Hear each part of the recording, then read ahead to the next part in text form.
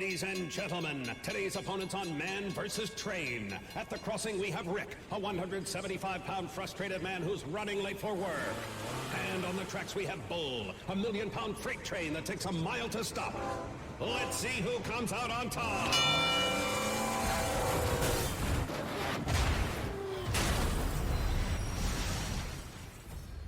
You can't beat a train, so don't try. Stop. Trains can't. Paid for by NHTSA.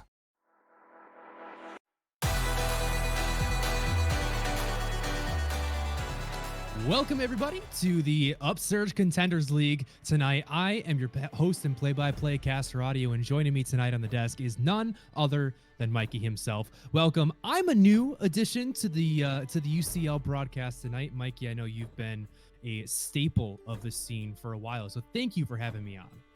Yeah, thanks for coming in and joining us. I'm always excited to cast with such a premier caster such as yourself. But we are excited to get you guys started with NC State versus Inertia. And we are already moving through picks and bans here as we have Samira Heckram and Orn banned out, Cassiopeia, Yasuo, and Diana banned out as well. And the Renekton locked in as the B1. So a little bit of a sinner going on there. Yeah, if you've been following the World Championship at all and you know who LS is, you already know why this is a sin. A lot of the top tier analysts hate the Renekton first pick, the blind. It doesn't have as many good matchups. But let's talk about the match between these two teams just a little bit before we get into the draft. North Carolina State is undefeated. These are two undefeated teams going at each other, the only ones left in the Mountain Division. So this is a fight for first place, essentially, in their group. Remember, 32 teams, it's one round robin. You only get a chance to play each opponent one time. So you got to make it count right here, right now. Two teams that have kind of been around for a while, Inertia being kind of the startup here, whereas the NC State team obviously is an org from a college. But Inertia, they love to play through bot lane, and they love An1 Aiden as their AD carry. They love to play around him. So expect a lot of jungle pressure and a lot of mid pressure going down into that bot lane. On the flip side, you have a carry in the mid lane for NC State on Jazz. And Jazz is looking to capitalize again and possibly get that Lucian going in this game as well. Now, I'd have to get another reconfirmation for my producer, but I do believe is North Carolina State on blue side for game one. And it's actually Inertia on the red side. So that is looking like it is the takeaway Lucian from Inertia picking up something from North Carolina State saying, hey, we want to make sure that you don't get this. You first pick the Renekton. We're going to make sure you don't get the Lucian too. Yeah, I mean, it makes sense for them to take that away from him. He's been kind of popping off on this split thus far. But you have the Jhin and Leona locked in for them, which is a bot lane that has a ton of pressure. And they're going to be able to shove out any Ashe lane that they throw at them. But I really like this Poppy and Renekton matchup. It's going to be the one to watch here. If the Renekton can't get rolling early, Poppy will shut that Renekton down just fine. So we're going to have to look at that. It's such a strong pick because not only does it do very well into that Renekton, who was blind picked, but also into the Jhin. You get to see two of the big damage dealers coming through in the first round of picks there for North Carolina State. And that's a super simple front line that you've just picked up for yourself that is going to be very effective as the game goes on, kind of no matter what the situation. We all know how Jhin does into tank compositions, and it doesn't look pretty. Yeah, it's not looking great for him right now. You have the Poppy locked in. Vel'Koz is going to be more than likely locked in. That's going to go over to our boy Hot Dog. But, you know, when we look at people like Hot Dog, who's basically a Vel'Koz main, you would expect a ban to be thrown in that direction, but maybe they're looking to force him onto that pick so that Leona can pressure him out of the lane with her Zenith Blade and try and engage on him and put a lot of pressure on him. Obviously, the Ashe is not that great in the early game, so we can look for that. But giving him the Vel'Koz maybe not the best move. It's his main champion. He's literally like a 70% win rate, and solo queue on it has been popping off as of late on the champ. So but we'll see that. Obviously, they have a plan for it if they didn't ban it out, right? Yeah, and it rounds out the composition so well as well. You've got the double marksman in the ADC in the mid lane, which is a lot of AD. You pick up the front line in the top lane. Next thing on that list is checking that AP damage box. And if you don't want to have to go for a damaged jungler, like something like the Lilia, the Echo, the Fiddlesticks, I know kind of floats around there sometimes. You've got a main Vel'Koz, you've got a Vel'Koz main in the support role, so he fits that niche so well. The true damage is going to come through to try to punch through the front line. And North Carolina is drafting for themselves in the Leona. They pick up the Sejuani as well, a tank jungler, and the Akali will be the final pick for them. That will be the champion Jazz is piloting. We have seen him on it already once this season. Did do extremely well, and it's just another one of those carries that we've seen him pull out. And we've really got to set up this storyline of Jazz versus Aiden, because these two players have been the biggest reasons that both of these squads are currently undefeated. Now, North Carolina, from looking back at some of the match records, and obviously I'll defer to your expertise here on this, Mikey, because you actually got to watch the games. But North Carolina, I feel like as a full roster has been stepping up a little bit more consistently. But when you look over at Inertia Gaming, Aiden has just been an absolute star. And even with the rest of his team is struggling a little bit and leaving behind a little bit of slack, he is right there to pick that right back up and make sure that his team gets the victory. So tale of two carries here. Is it going to be Jazz or is it going to be Aiden that's going to come out on top? Yeah, it's gonna be interesting to see. It's kind of like the double lift versus Bjergsen narrative, right? You know, you have this is the Mountain Division's equivalent of that, where you have, you know, a powerhouse mid laner, a team that plays through mid on a consistent basis, and on the flip side, a team that plays through the bot lane, a team that gives and1 Aiden a chance to take over a game and be that 1v9 carry that they're looking for. And you put him on something like Jin Leona, that's going to set him up to do a lot of big things, especially when that Sejuani is ganking in that bot lane on a consistent basis. But on the flip side, when you have Jazz on something like this Lucian, it's going to look really, really good for him. So we're going to have to see what's going on with this game, but I really like both of these comps. You have a lot of players on comfort picks. This Renekton has been something that Jin has been spamming in solo duo queue on a consistent basis lately, and has been learning it specifically for this moment. And I'm excited to see how he does against this Poppy, which is known as a counter matchup and which is known as a matchup that's really rough for him. But I really like both comps here, and I'm excited to see this game. So I was actually mistaken, and it is going to be North Carolina State on the red side. It will be Inertia Gaming on the blue side, which changes a little bit when I look at the draft, because we now see Jazz on the Lucian. And we talked about his Akali. The Lucian is the pick that has come up time and time again. That has been his main carry. So getting him that champion, I think, is especially powerful for North Carolina State.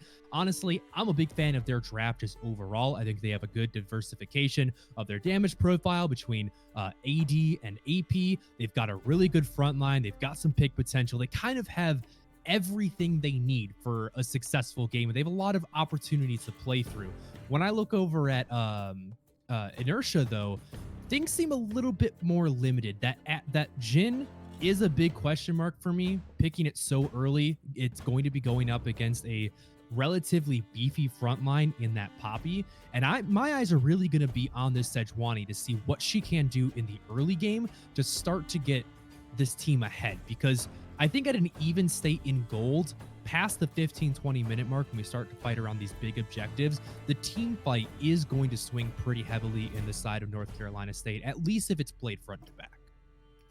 To agree with that, the only X factor that I think Inertia Gaming has here is they have a Sejuani, and that Sejuani is paired with 4 melee champs. The only ranged champion on that team is Jin. So a lot of potential to proc that Sejuani passive on the enemy team, whether it's Poppy, whether it's Lilia, when they're fighting front to back. And that's going to be the X factor here, is whether they're going to be able to transfer that aggro, transfer that Sejuani passive, and get some big stuns onto the carries, and whether or not they're going to be able to melt this Poppy in time, because they really don't have a lot of DPS in the late game outside of Jin. Akali's a lot of bursts. Akali is going to be diving into the back line on the Ashe. And on the Vel'Koz, you don't have a lot of front-loaded damage, and that's really what concerns me for Inertia Gaming. Yeah, and although the Poppy is going to be a very effective frontline, we also got to look at the rest of the composition, and it is extremely squishy. And outside of that Lucian, there's not a lot of mobility to speak of. And Inertia Gaming, they have lockdown and they have burst damage in spades. So in any situation where they're able to use that CC to find one of these squishier members, the front-to-back team fight can completely fall apart if Jazz or any of the other members just get picked off at the start of it. So that's where I'm looking for Inertia Gaming to really play around here, is they need to be able to control their vision and look for mistakes in positioning from their opponents, because there is just so much upfront loaded damage in this composition. If the Poppy is not there blocking these shots, your entire team is vulnerable. Yeah, and a huge thing this game is going to be that Vel'Koz ultimate, and whether or not that true damage can come out onto people like Sejuani and onto people like Leona, because when you have such a huge front line and most of that damage being in the Lucian and the Ashe, they can really stack armor and do well against you. And Vel'Koz is one of those champions that can kind of burst through no matter what, whether you have MR, whether you have armor. So building up and stacking up that HP is going to be a huge thing. Whether or not Leona builds things like Locket of the Iron Solari or likes to go for something like Zeke's Herald is also going to be a big deal. Because if Leona goes for something like Zeke's Herald, it gives Jhin a lot more extra damage and even gives Leona an AoE slow. And that's going to be able to help him kind of escape the Lucian, escape the Lilia, and kite out this Poppy. It absolutely will. Now, I want to get your predictions here, Mikey. We've got two undefeated teams. Obviously, best of three. We got a couple of games to watch, but at least for this game number one, where are you putting your predictions? If I'm looking at just drafts alone, I want to give it to NC State. They have a really solid all-around draft. They really don't have any holes in that team as far as, you know, what you can exploit against them. I really like the way that their draft is looking right now. But as far as the series as a whole, and as far as the team that I have favored to win this, I have Inertia to win the series. But in this game one, I'm looking at the drafts. I'm looking at NC State trying to take this one. All right. Well, I think I tend to have to agree with you. I do like the composition from NC State a little bit more. And I think, you know, when you're looking at a program that is looking to be one of the better collegiate programs, at least outside of the UPL, this is where you really differentiate yourself in the back. This is where you say, hey, we're not just some random run-of-the-mill collegiate program. Like, we are absolutely legit. And I mean, this is your chance to prove it. But taking down the other undefeated team, you're really going to make your mark on this league. Absolutely. We do have a bit of a spectator delay, though, that we're going to have to wait for audio. So we got a couple minutes, guys. Go grab yourselves something to drink. Get yourselves nice and cozy as we move into this game one of this best of three series, guys. Don't go anywhere.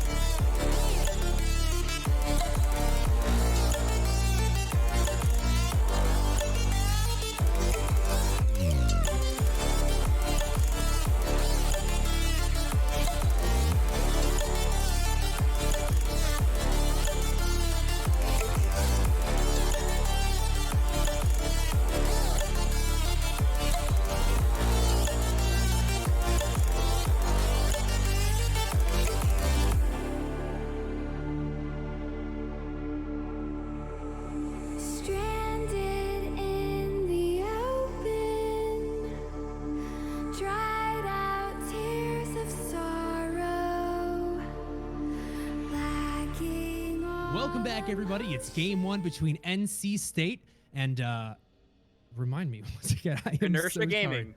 sorry. It's been slipping off of the tip of my tongue all day already. It's just one of those words where like it should come out easily. It rolls off the tongue. It's a nice name, but for some reason it's just getting caught in the throat. But two undefeated teams, the Clash of Titans, the tale of two carries.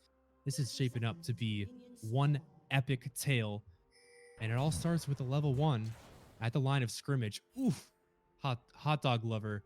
By the way, can I say that I appreciate hot dog lover's name so much? I am too a lover of hot dogs. You are a glizzy gladiator per se. We'll go with that one. But both teams are going to be lining up, just line of scrimmage here at the start. Nothing crazy's happened yet, although hot dog lover is fishing for something.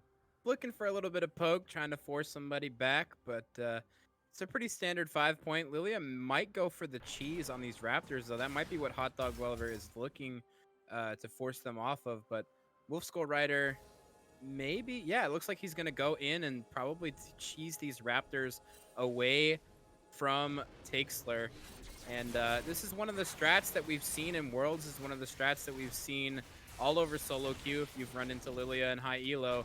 And it's pretty free. You don't really take any damage because you have the burn from your Q and you have the true damage, and you're just able to take Raptors and basically mess with the other junglers clear.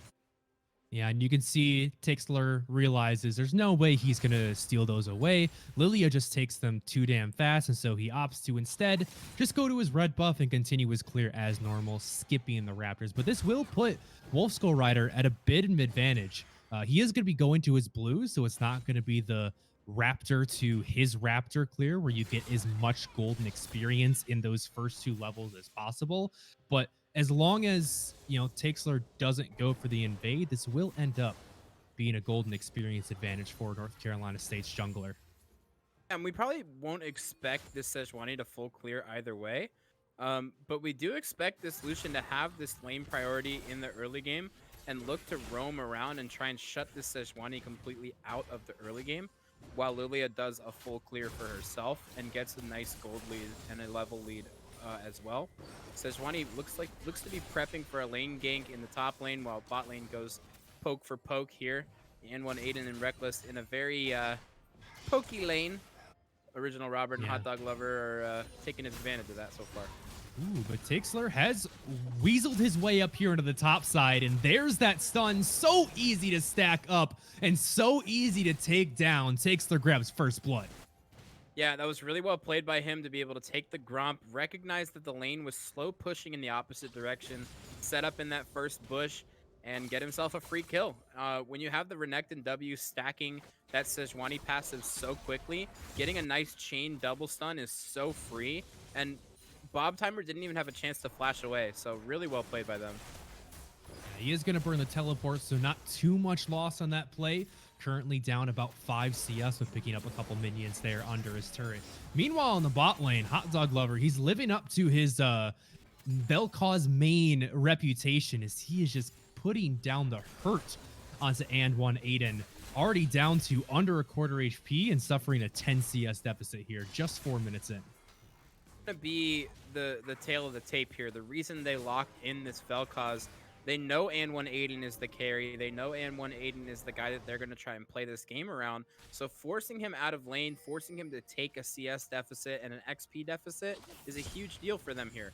So locking in that Vel'Koz that you have a 70% win rate in solo duo on is gonna be a huge thing for them. And poking him out of this lane over and over is going to be the MO. They don't want the ganks to happen. They don't want to be able to get this N1 Aiden going, so they're going to shove him out of lane.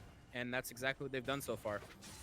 They force Aiden to go back and buy that call with a little bit of a limp back to base, and that's really impactful for Jim because he's one of those champions that really wants to get that first item as quickly as possible to start staying ahead of the curve on the tanks, because if Bob Timer is able to get those resistances stacked up before Jin gets his damage items, then, I mean, it's hard enough for Jin to kill tanks with the items. It's going to be nearly impossible to take down Bob Timer if he is put behind. And that means the pressure is really going to be on players like Upton and players like Jin, but they want to be in the back line making hell for these ADCs.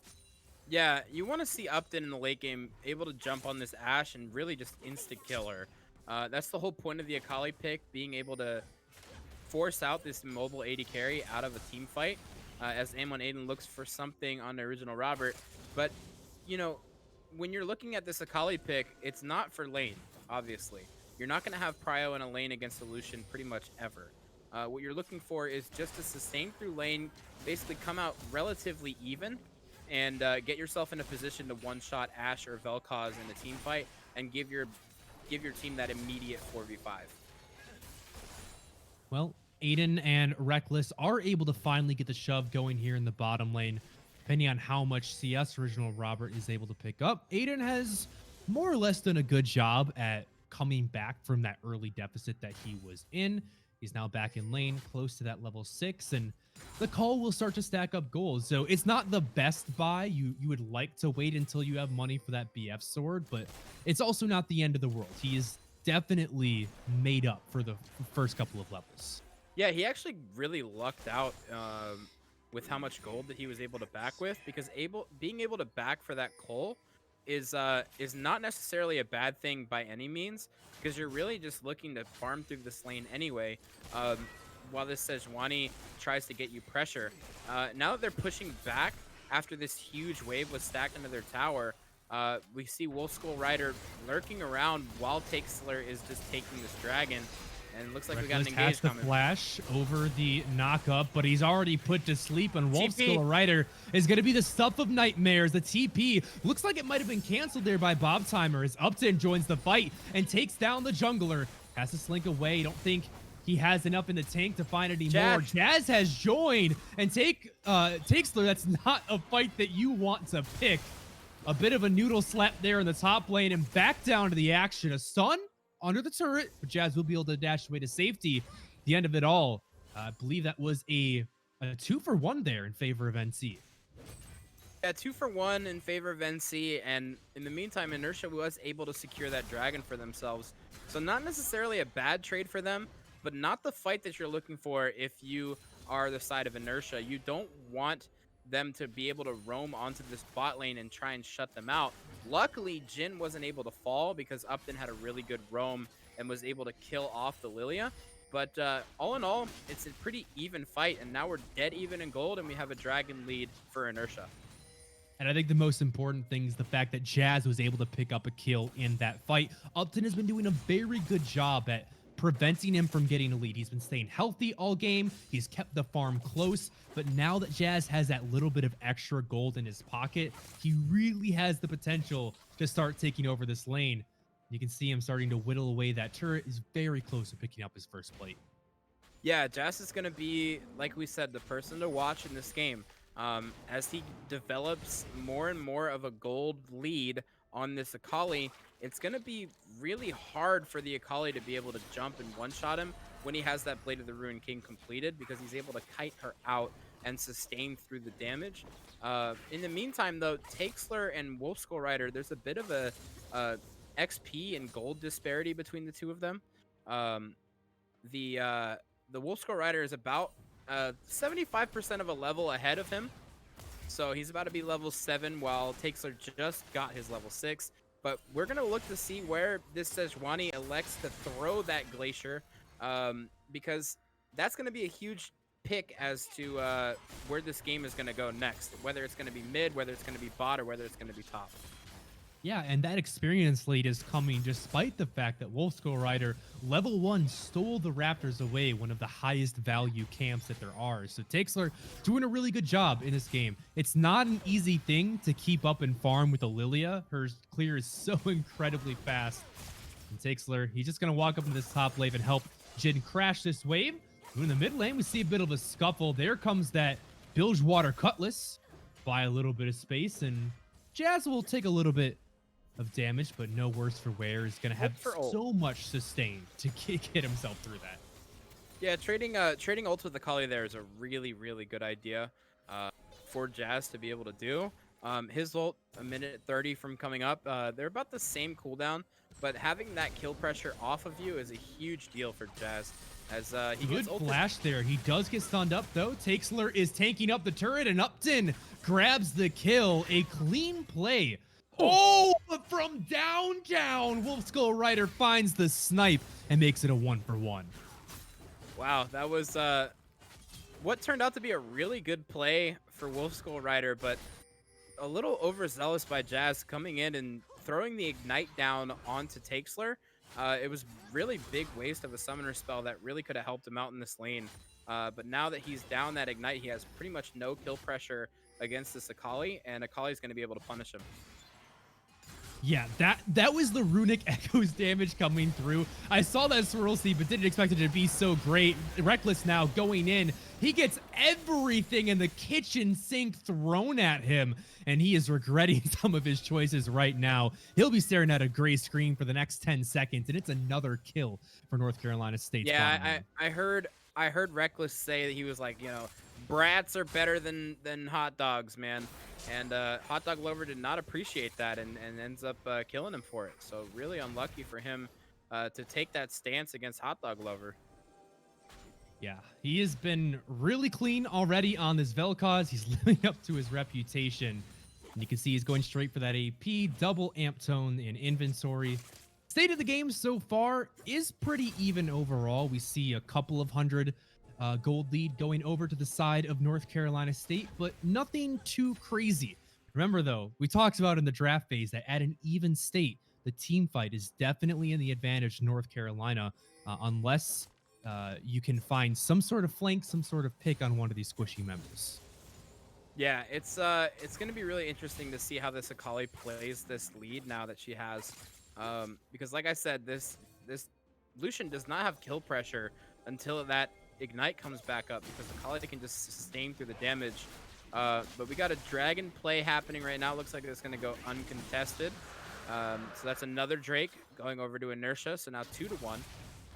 Not the worst thing in the world, but here comes Upton onto Jazz. Jazz is looking for the fight. He does land the shuriken. He's going to go for it. The ultimate has enough damage, and Upton now on a killing spree against Jazz's signature pick. Has killed him twice now in lane. That one didn't even need any help from his jungler. This Akali is starting to snowball out of control. Oh, wow. Meanwhile, though, Hot Dog Lover doing his best carry impersonation. He's able to force the flash out of Aiden. Jin is a 1v2 up the top side. Hot Dog Lover's just going to straight up auto attack Aiden to death. Oh, he's not there, though. The potions, the refillable pots are able to keep the Jin alive, and the curtain call will pick him up the kill. Wow, that was pretty aggressive play by Hot Dog Lover, expecting him to take the kill away there, but Jin, with that fleet footwork and with those pots going, able to sustain through the auto attack damage, and that ends up being a 1-for-0, and you burn both summoners on that Vel'Koz, so now a very vulnerable support on the side of NC State. Rift Tail going to be popped here in the top lane. First turret will go down pre-14 minutes, so that is all the plate money going to the pocket of Jin and Takesler, and now his gold lead is starting to balloon for them. They brought it from a 300 gold deficit to a 2,000 gold lead here. Takesler finds the ultimate, and Bob Timer has to slink away from this turret. See if they stick around. They won't. Not going to try to pick up that next one. The wave is thinning out, but things are starting to look pretty good for them right now.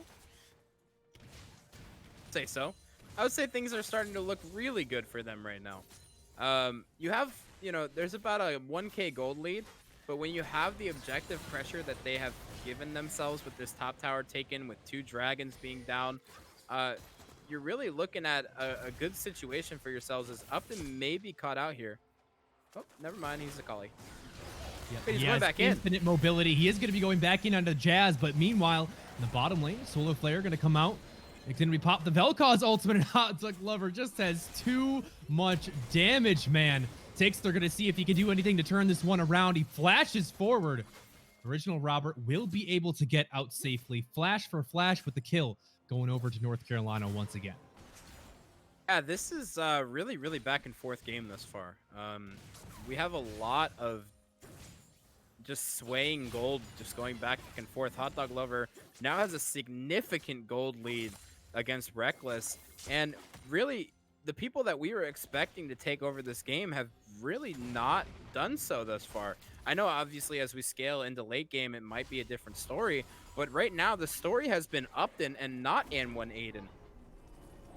It absolutely has, and you're right. It's not what we expected, and I think that, you know, looking over at the itemization, I don't think it's exactly what Inertia expect either, because other than those 2 Mercury treads coming through from Jin and Taxler, they're all itemizing into straight attack damage, which against a double marksman team is usually a really good idea. But it's Hot Dog Lover right now that has all the damage and is picking up all this gold, him and Wolf Skull Rider. So that armor itemization is actually not going to be very effective for them coming into these next couple of minutes. Yeah, I feel like building that Warden's Mail on the Sejuani, as opposed to going for something like a Spectre's Cowl and just sitting on it, maybe not the greatest idea, but Bob Timer looking for something on the Jin here. Wolf Skull Rider is there. Maybe looking for a dive up there. But in the meantime, I'd like to talk about, we have the Bork completed for both Ashe and Lucian right now. The Storm Razor completed for Jin. We have a decent amount of power spikes across the map. That Gunblade being completed for Akali.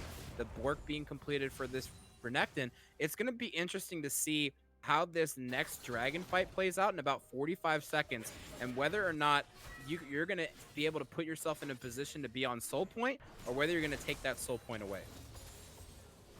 And Inertia Gaming are in a really good position for that soul point. They were able to pick up those first 2 Drakes, despite the fact that Hot Dog Lover and Robert have had generally the control of this bottom lane, especially with the 2 kills going over to the Vel'Koz.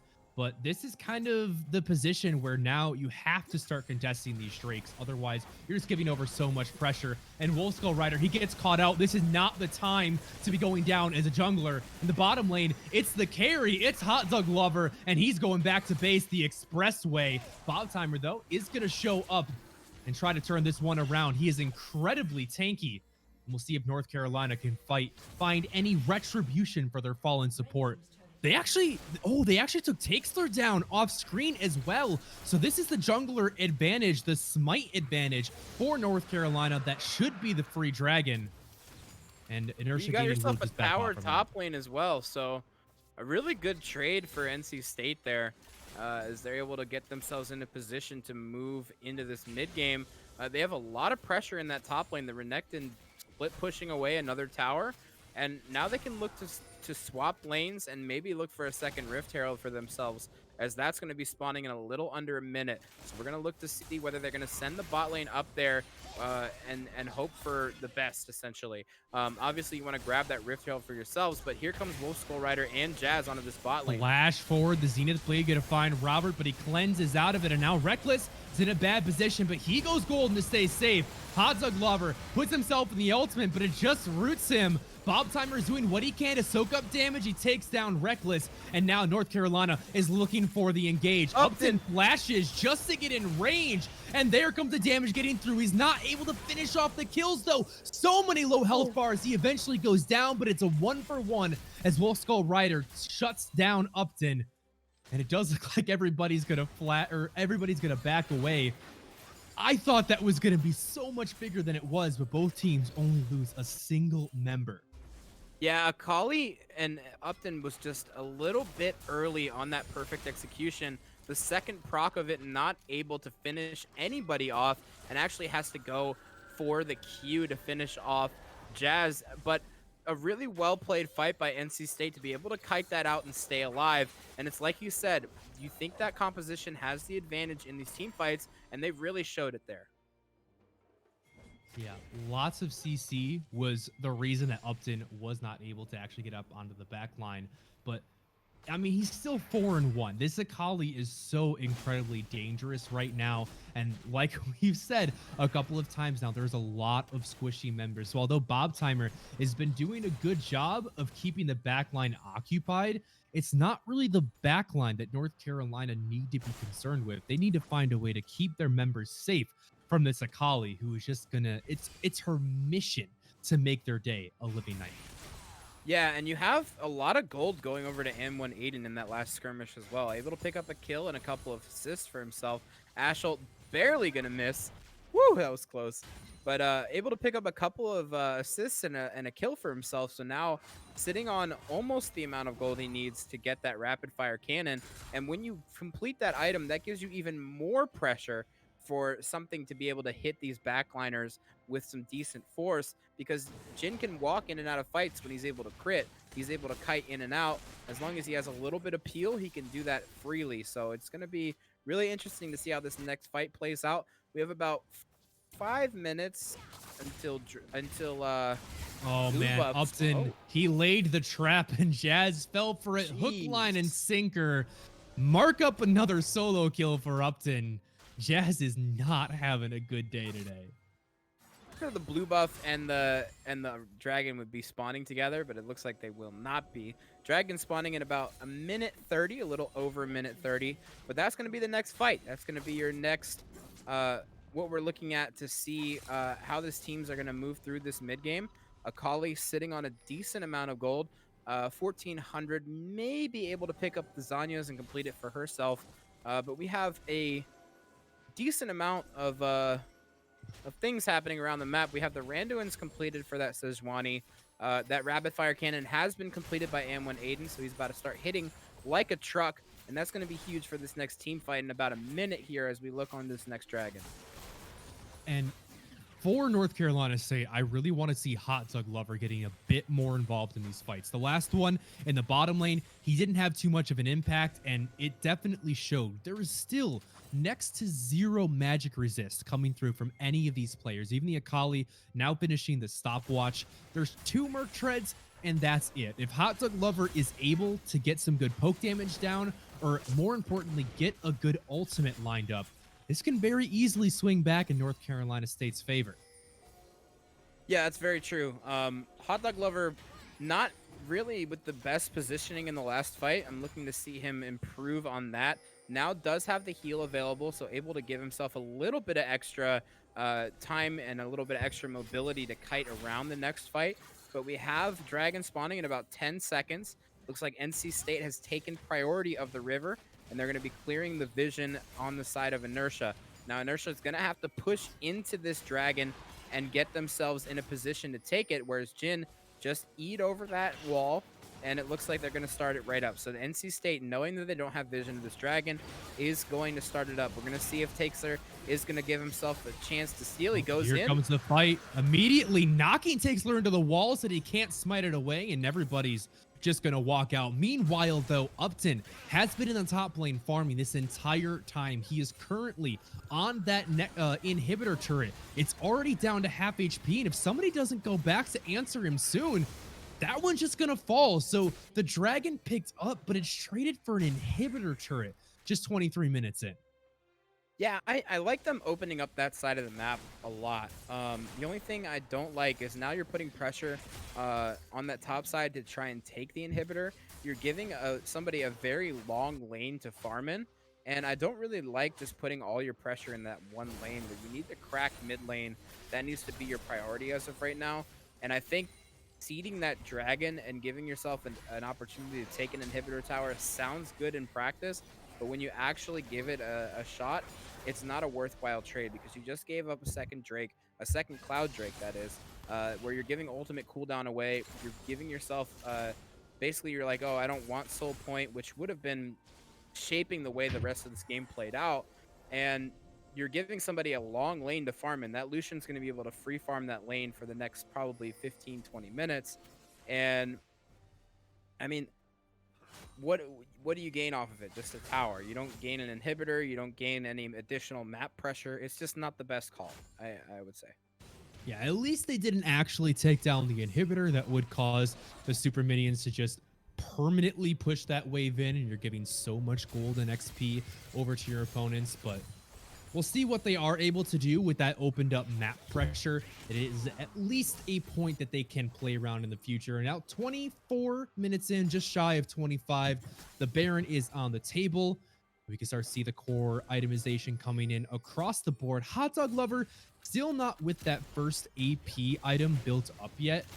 his damage has definitely started to fall off as he did have to itemize more into some supportive items, which means that these front lines, this Sejuani, this Leona, this Renekton, are going to be so difficult to take down. Here comes the Enchanted Crystal Arrow, seeing if they can find Reckless, a knock back into the turret. The Solar Flare comes out, but Bob Timer, as tanky as he may be, will finally go down. Upton is able to assassinate Skull Rider, and he goes gold, and he will eventually fall. But North Carolina are already in shambles. Jas is kiting away from the two meatballs, hunting him down, and they will eventually slink away. 1-for-2 trade, this time in favor of the Inertia Gaming, but we'll see what they can actually get off of it. Baron is up, but with Upton being down, I don't think they can realistically start that one up. Yeah, they don't do it particularly fast with Sejuani and Jhin. Where on the flip side, the Ashe and the Lucian are going to be able to do it very quickly with the double Bork itemization. But we see Ashe trying to put some damage out onto the Sejuani. And wow, this is huge, actually. Very aggressive play here from North Carolina. Reckless is slowed up. He's going to go down. Big ultimate from Hot Dog Lover. Does chunk out Takesler. But with a low health jungler and a support that was just taken down, North Carolina is back on the map in force, and they're going to be looking to start up the Baron now. Yeah, and like I said, they do it a significant amount faster than Inertia does, and they're going to look to melt this down as fast as possible before Upton can get on them. But here comes the Ashe ult as well. The culling. Big chunk of damage forces Upton to flash away early. Now the rest of the team is trying to turn onto the jungler. The Takesler is able to get away. Upton goes in. He's sitting in the Shroud. A lot of low health bars. Sleepy. North Carolina have to play this so safely. The Lullaby is going to come through, and Poppy's going to swing her hammer around like a helicopter, but it's just for show because nobody is able to really find anything. You can tell that North Carolina wanted that fight, but they just weren't able to find the engage, and with low health bars, they have to retreat. Yeah, they really wanted to melt that Baron, but they just didn't do it as fast as they had anticipated, even though they have that Leandries and double Bork combo. As this game moves on and as they get more items onto those characters, it's going to be a really, really quick Baron, especially if Baron isn't taken before then. But we got Dragon spawning in about 15 seconds, and that looks to be their next focus here. And this one will put either team on Soul Point. We've seen North Carolina have a really good control, have been able to pick up these last two Drakes, and now they're here to display first. They have the presence around the jungle. It's going to dash forward from Takesler. It's not able to find anything. They're going to be looking to start this ASAP. M1 Aiden is mid. He just got hit by that orb, but we see Bob Timer trying to zone them off of this bush, and here comes Wolf Skull Rider trying to put some poke down. And they're really poking them out hard, but here comes the but the Solar Flare finds the Vel'Koz. And now, see if they can burst him out. Reckless doesn't have the follow-up to take that kill down. But Upton in the back line does find the Shuriken onto Jazz. There he is. Goes golden, but he hasn't done enough damage. Aiden finds one kill. Original Robert is able to take down the Akali. North Carolina, so many low members on both sides of this fight. It's resting on a knife's edge. See what they're able to do. Takesler, he's trying to run away. Immune to that slow, but chasing him out of the jungle does give North Carolina priority over this dragon once again. And Takesler, if they pull it out the way they did last time and pin him against the wall so he's unable to get to it, might be really good. There's the pin. They are getting pinched here. Dragon down to 600 HP. It's picked up for North Carolina, but can they get out after the fact? Jhin has already taken down the Ashe. And Bob Timer, he's doing what he can. He may be tanky, he may be buying time, but he just can't do enough in the 1v3. Hot Dog Lover pops the ult, but it's not going to do much there. We'll have to back off. It's the Dragon over to North Carolina, but it's another one team fight and gold in the pocket of Inertia. Inertia, yes. Okay, I am so sorry, Inertia Gaming. I promise I prepped for you, and I promise I know your name, and I've got it on like 4 sticky notes in front of me. But it's getting caught. It's getting caught as it comes up. Okay, so here's the picture. Okay, you're down about 6K gold. You're on Soul Point, but the Soul is just a Cloud Drake, right? It's just Cloud Soul. A lot of teams don't prioritize that in any regard whatsoever. They say it's the worst Soul in the game, yada, yada, yada. But to have Cloud Soul on Lucian is a pretty big deal. He's able to come in and out of a fight and give himself that culling. So it might be their way back into this game. The problem is Elder is going to be the win con if they want to come back and claw their way back into this game. And Soul has really nothing to do with whether they get Elder or not. So we're going to see what they elect to do, but Reckless may be in a position here. Big ultimate from the Sejuani onto Robert. And Upton is doing what he can. Lots of damage coming through. He does find the kill. Curtain Call going to open up. It's not going to find its mark. 2 quick ones for Inertia there. And now Baron is a very real threat with the jungler and one of the ADCs down. Takesler is very, very low. He's going to have to go for this plant. But Hot Dog Lover may be able to poke them off of this Baron and give them a chance to fight for it. But we're going to see what happens. But here comes Jin. On a big flank, and there's the engage from Jin. Everybody is just deleted in the blink of an eye. And Inertia have taken complete control of this game. They'll get the team fight win. They'll get the Baron. And with a almost 8,000 gold lead at this point, they're going to be looking to end the game before not too long here. Yeah, that is a huge play. Upton has been playing out of his mind, but M1 Aiden taking over this section of the game just like we had anticipated. Now 6-0-4 on that Jin, 70 CS up against the Ashe. This is a BO3 series, guys. Keep that in mind. There's at least one more game, if not 2 after this one. But this is looking like Inertia's game to lose at this point. They're about 10k gold up. We have Dragon spawning in about 2 minutes. That's not necessarily a huge Drake for them to take. They may just want to give it over and just elect to go for the Elder should they want to get that. But this Jin is now 4 items, whereas Ashe is not even 3. So that is a huge gold deficit that you have on the AD carry role alone, whereas all of your gold is distributed evenly, and that's not what you really want to see if you're the side of NC State. You really wanted to get yourself somebody to take over the game, and so far nobody has done so. Jazz has been outclassed so far in this game, and M1 Aiden is playing super well on this Jin, so we're gonna see what happens. But right now it is Inertia's game to lose 100%.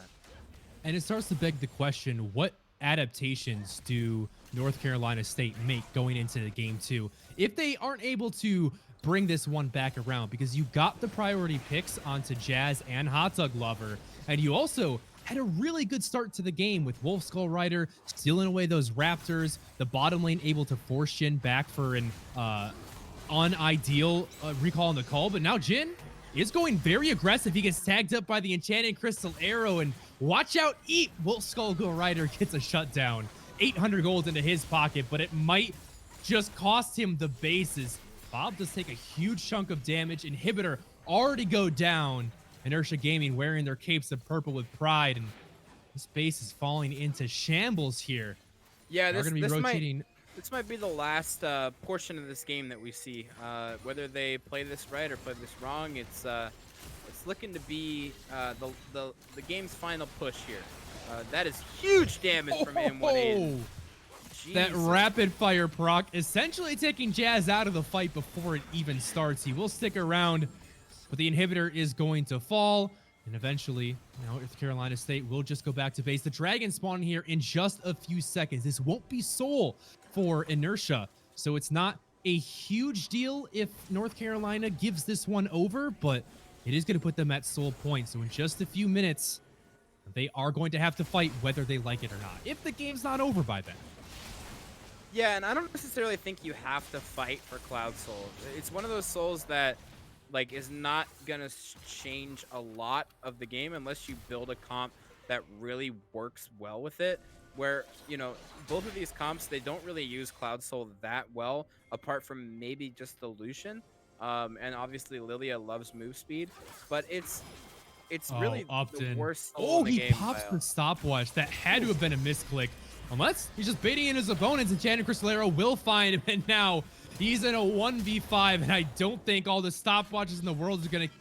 I hold my tongue. Upton might just make his escape yet. Jazz will finally take him down. That was a very good attempt. Yeah, he tried to pull the faker escape. We all know the clip, the Akali faker escape. He tried to pull that move, but just not able to do it with the double stopwatch. And a little bit of an overzealous play by him as we see another Flash engagement forced out from Hot Dog Lover, and Bob Timer is caught out of position. Curtain call opened up. The Vel'Koz will go down as Aiden is godlike. That is all the AP damage gone, and now, Oh my god! That's not even the fourth shot, ladies and gentlemen. Aiden is almost full build on this Jhin, and I mean, he is making a case for why he is one of the best individual players in this group in the Mountain Division. Inertia Gaming are knocking on the Nexus doors here 35 minutes into the game, looking to close out game number 1. All they need to do is wait for this wave. That Jhin fourth shot just did half of that turret's HP. And as Reckless is taking this one up, teleport's gonna come through. The lullaby will put him to sleep, but there is just no follow-up.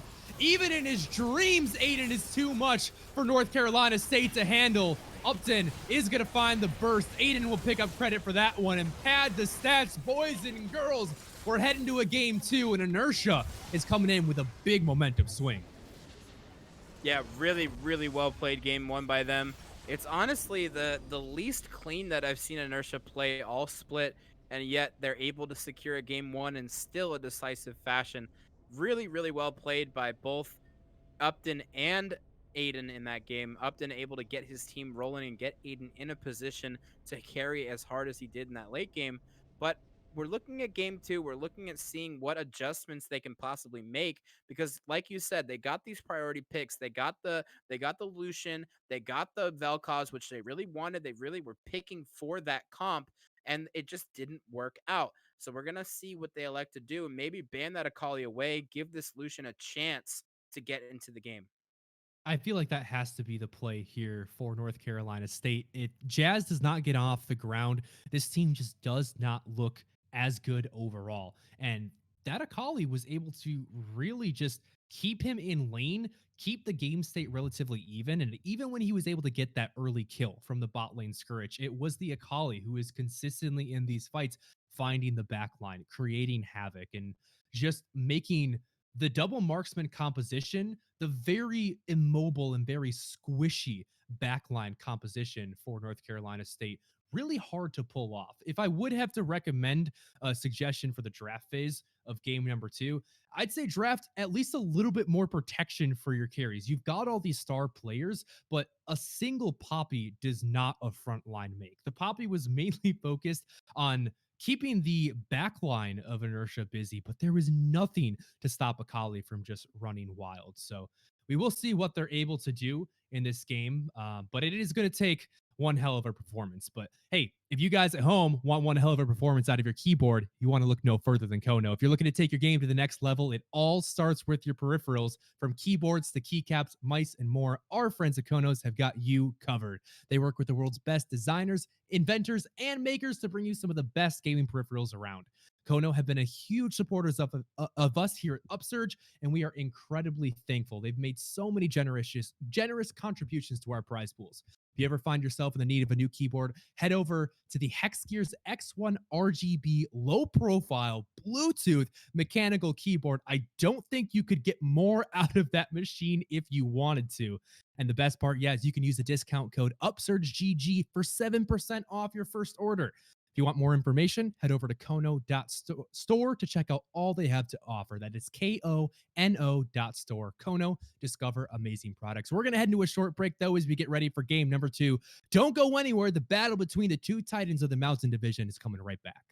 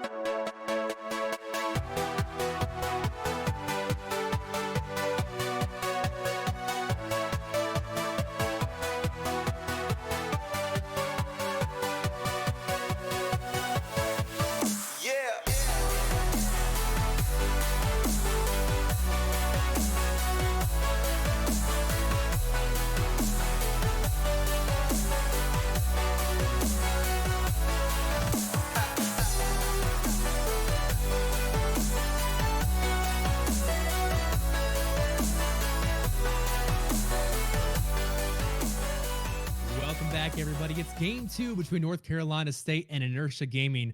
And despite what a lot of, or at least we on the analyst desk looking at the draft thought was going to be a pretty good showing from North Carolina State, Inertia showed up huge there in game number 1, taking an extremely decisive victory. And that leaves us asking the question, what changes are North Carolina going to make? Are you going to run back the same comp and try to just say, hey, it was the problem in the execution and we trust in our players and trust in our picks? Or you're going to throw a wrench in the system and try to change up the draft? I'm going to bet that they ban Akali this game. That would Uh, be a safe bet. I do not think that they're going to ban the Jin away. I think that they're going to pick something more punishing against Jin, because obviously Vel'Koz is not the most punishing support outside of being able to poke people out of lane.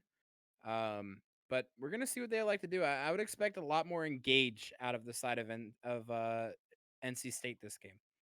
Yeah, that was definitely something that was lacking from their composition. Despite having a lot of pretty much everything else, it was really reliant on Bob Timer to be that engage.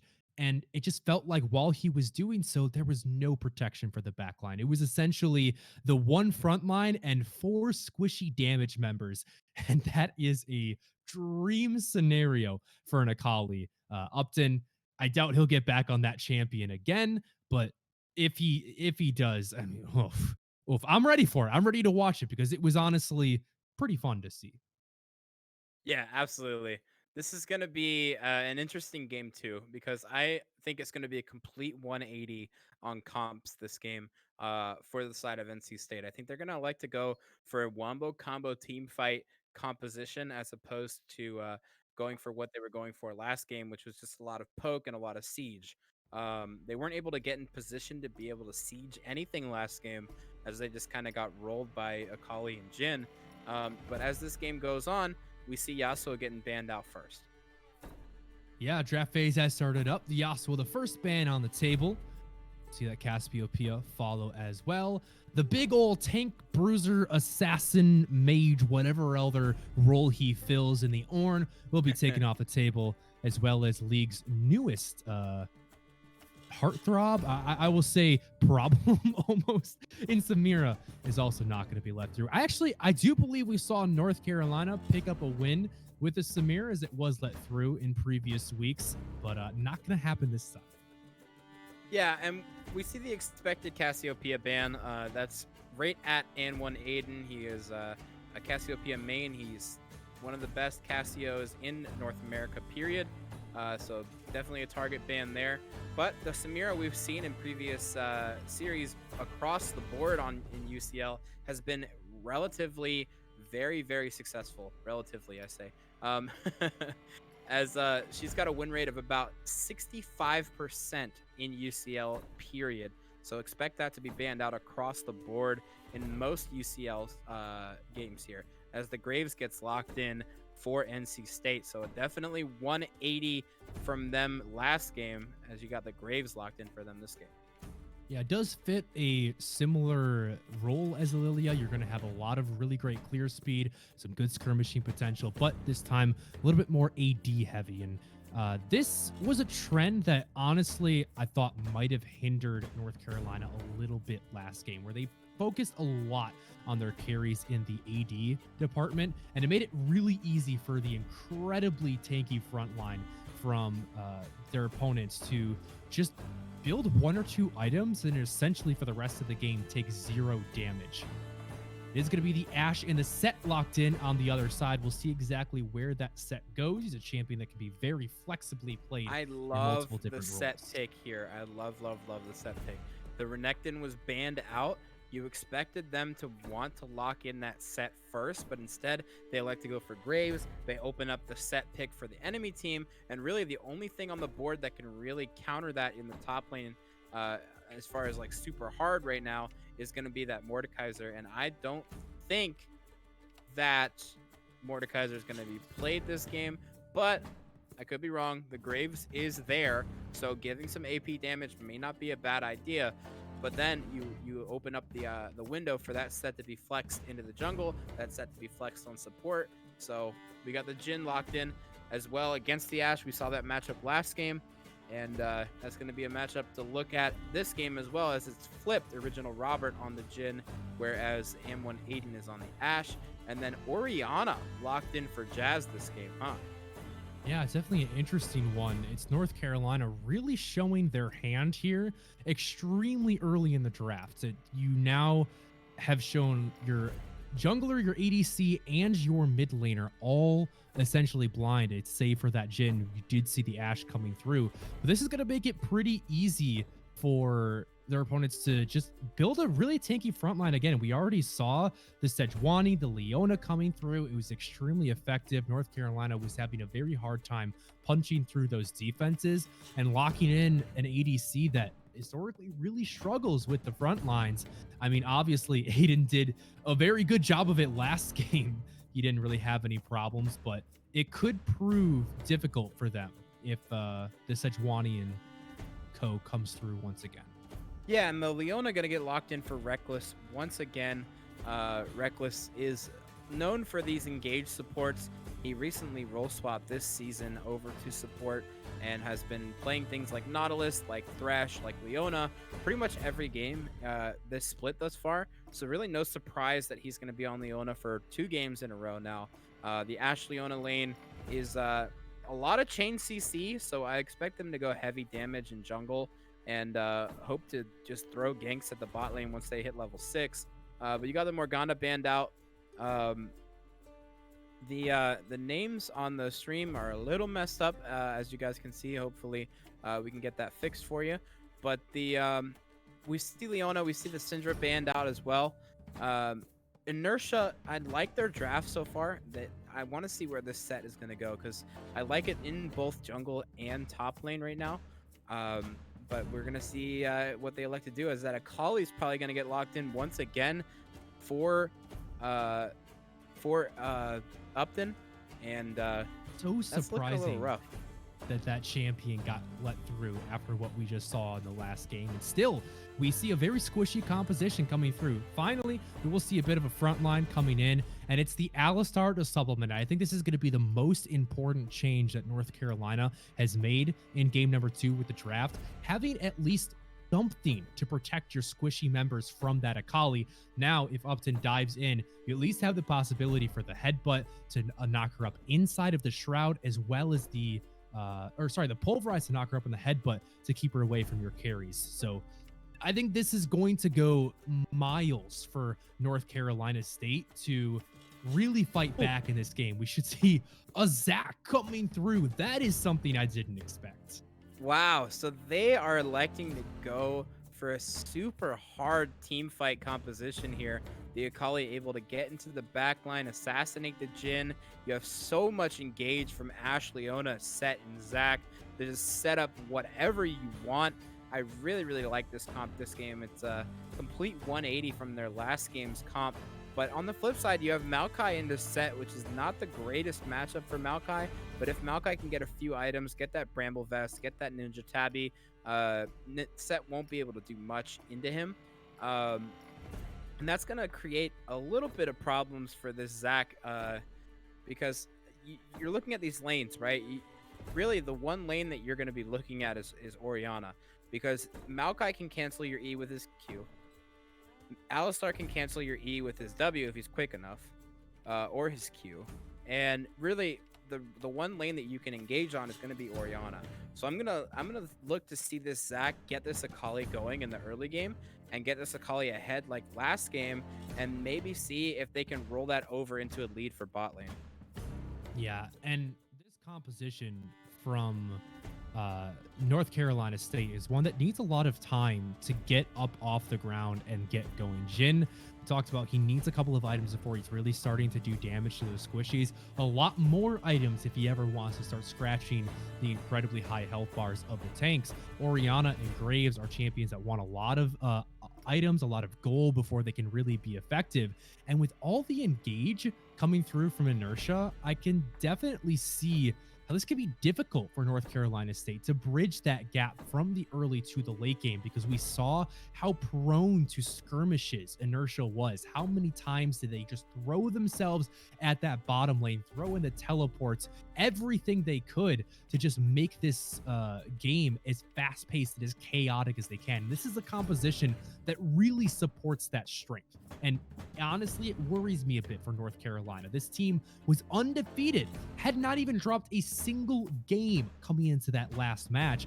Now they feel like they're a little bit shaken. They got beaten with their best comp, and now once again their backs are up against the wall. Yeah, and remember, both of these teams coming into this game haven't dropped a single game this split.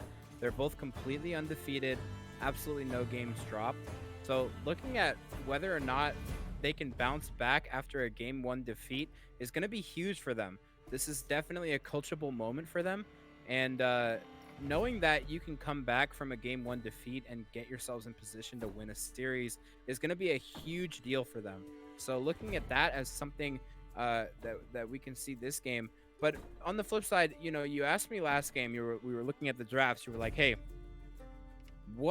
which side do you give the advantage to? And I said this series I give the advantage to Inertia, and I said last game the draft for NC State was better, and I still stand by that despite how the game went. But this game, I like Inertia's draft better. I still favor them to win this series, and I think it may be a 2-0 looking at these drafts.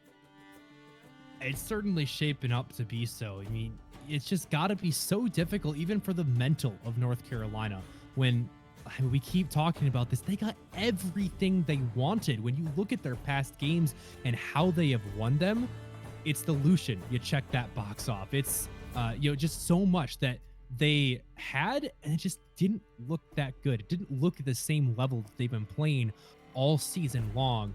And so I think that Inertia Gaming are an incredibly good spot to try to take this one out. Yeah, I think Inertia Gaming have put themselves in a position to give themselves another 2-0, put themselves into first place definitively in this group, and put themselves in position to have a really good seeding for playoffs. But on the flip side, you know, if this is a bounce back game for NC State, you go into game 3, and it's really just going to be a coin flip on who wins the draft, right? And even if you do win the draft, as we saw last game, it doesn't matter. It's all about execution. It's all about who outplays the other team. And I really like Inertia's comp, and I really like the way they played last game. The only thing I'm worried about is this Zach able to get himself going, because they have so much stuff that can cancel his elastic slingshot, and he's not going to be able to get that engage onto these laners.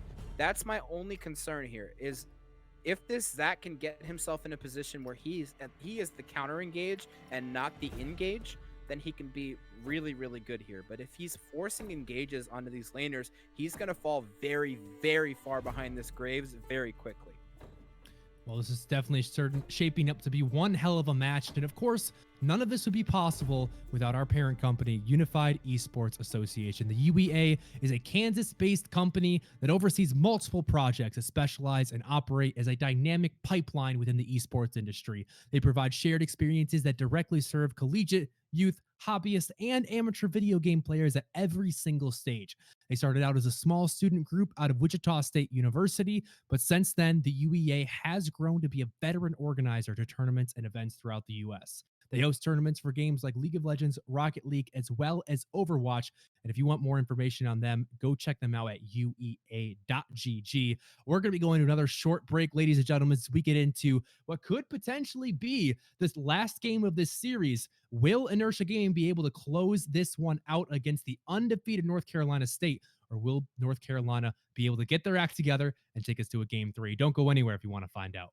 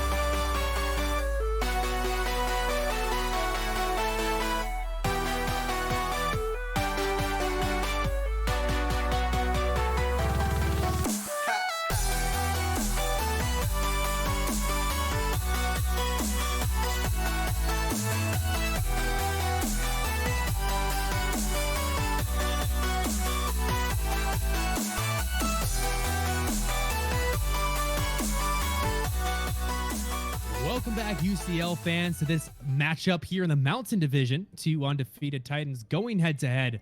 It was Inertia Gaming, though, that came out on top in game number 1.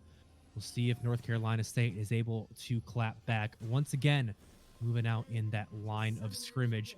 We see biggest thing this game we got to keep our eyes on. Upton is back on that Akali. I still cannot believe, Mikey, that they gave him this champion again.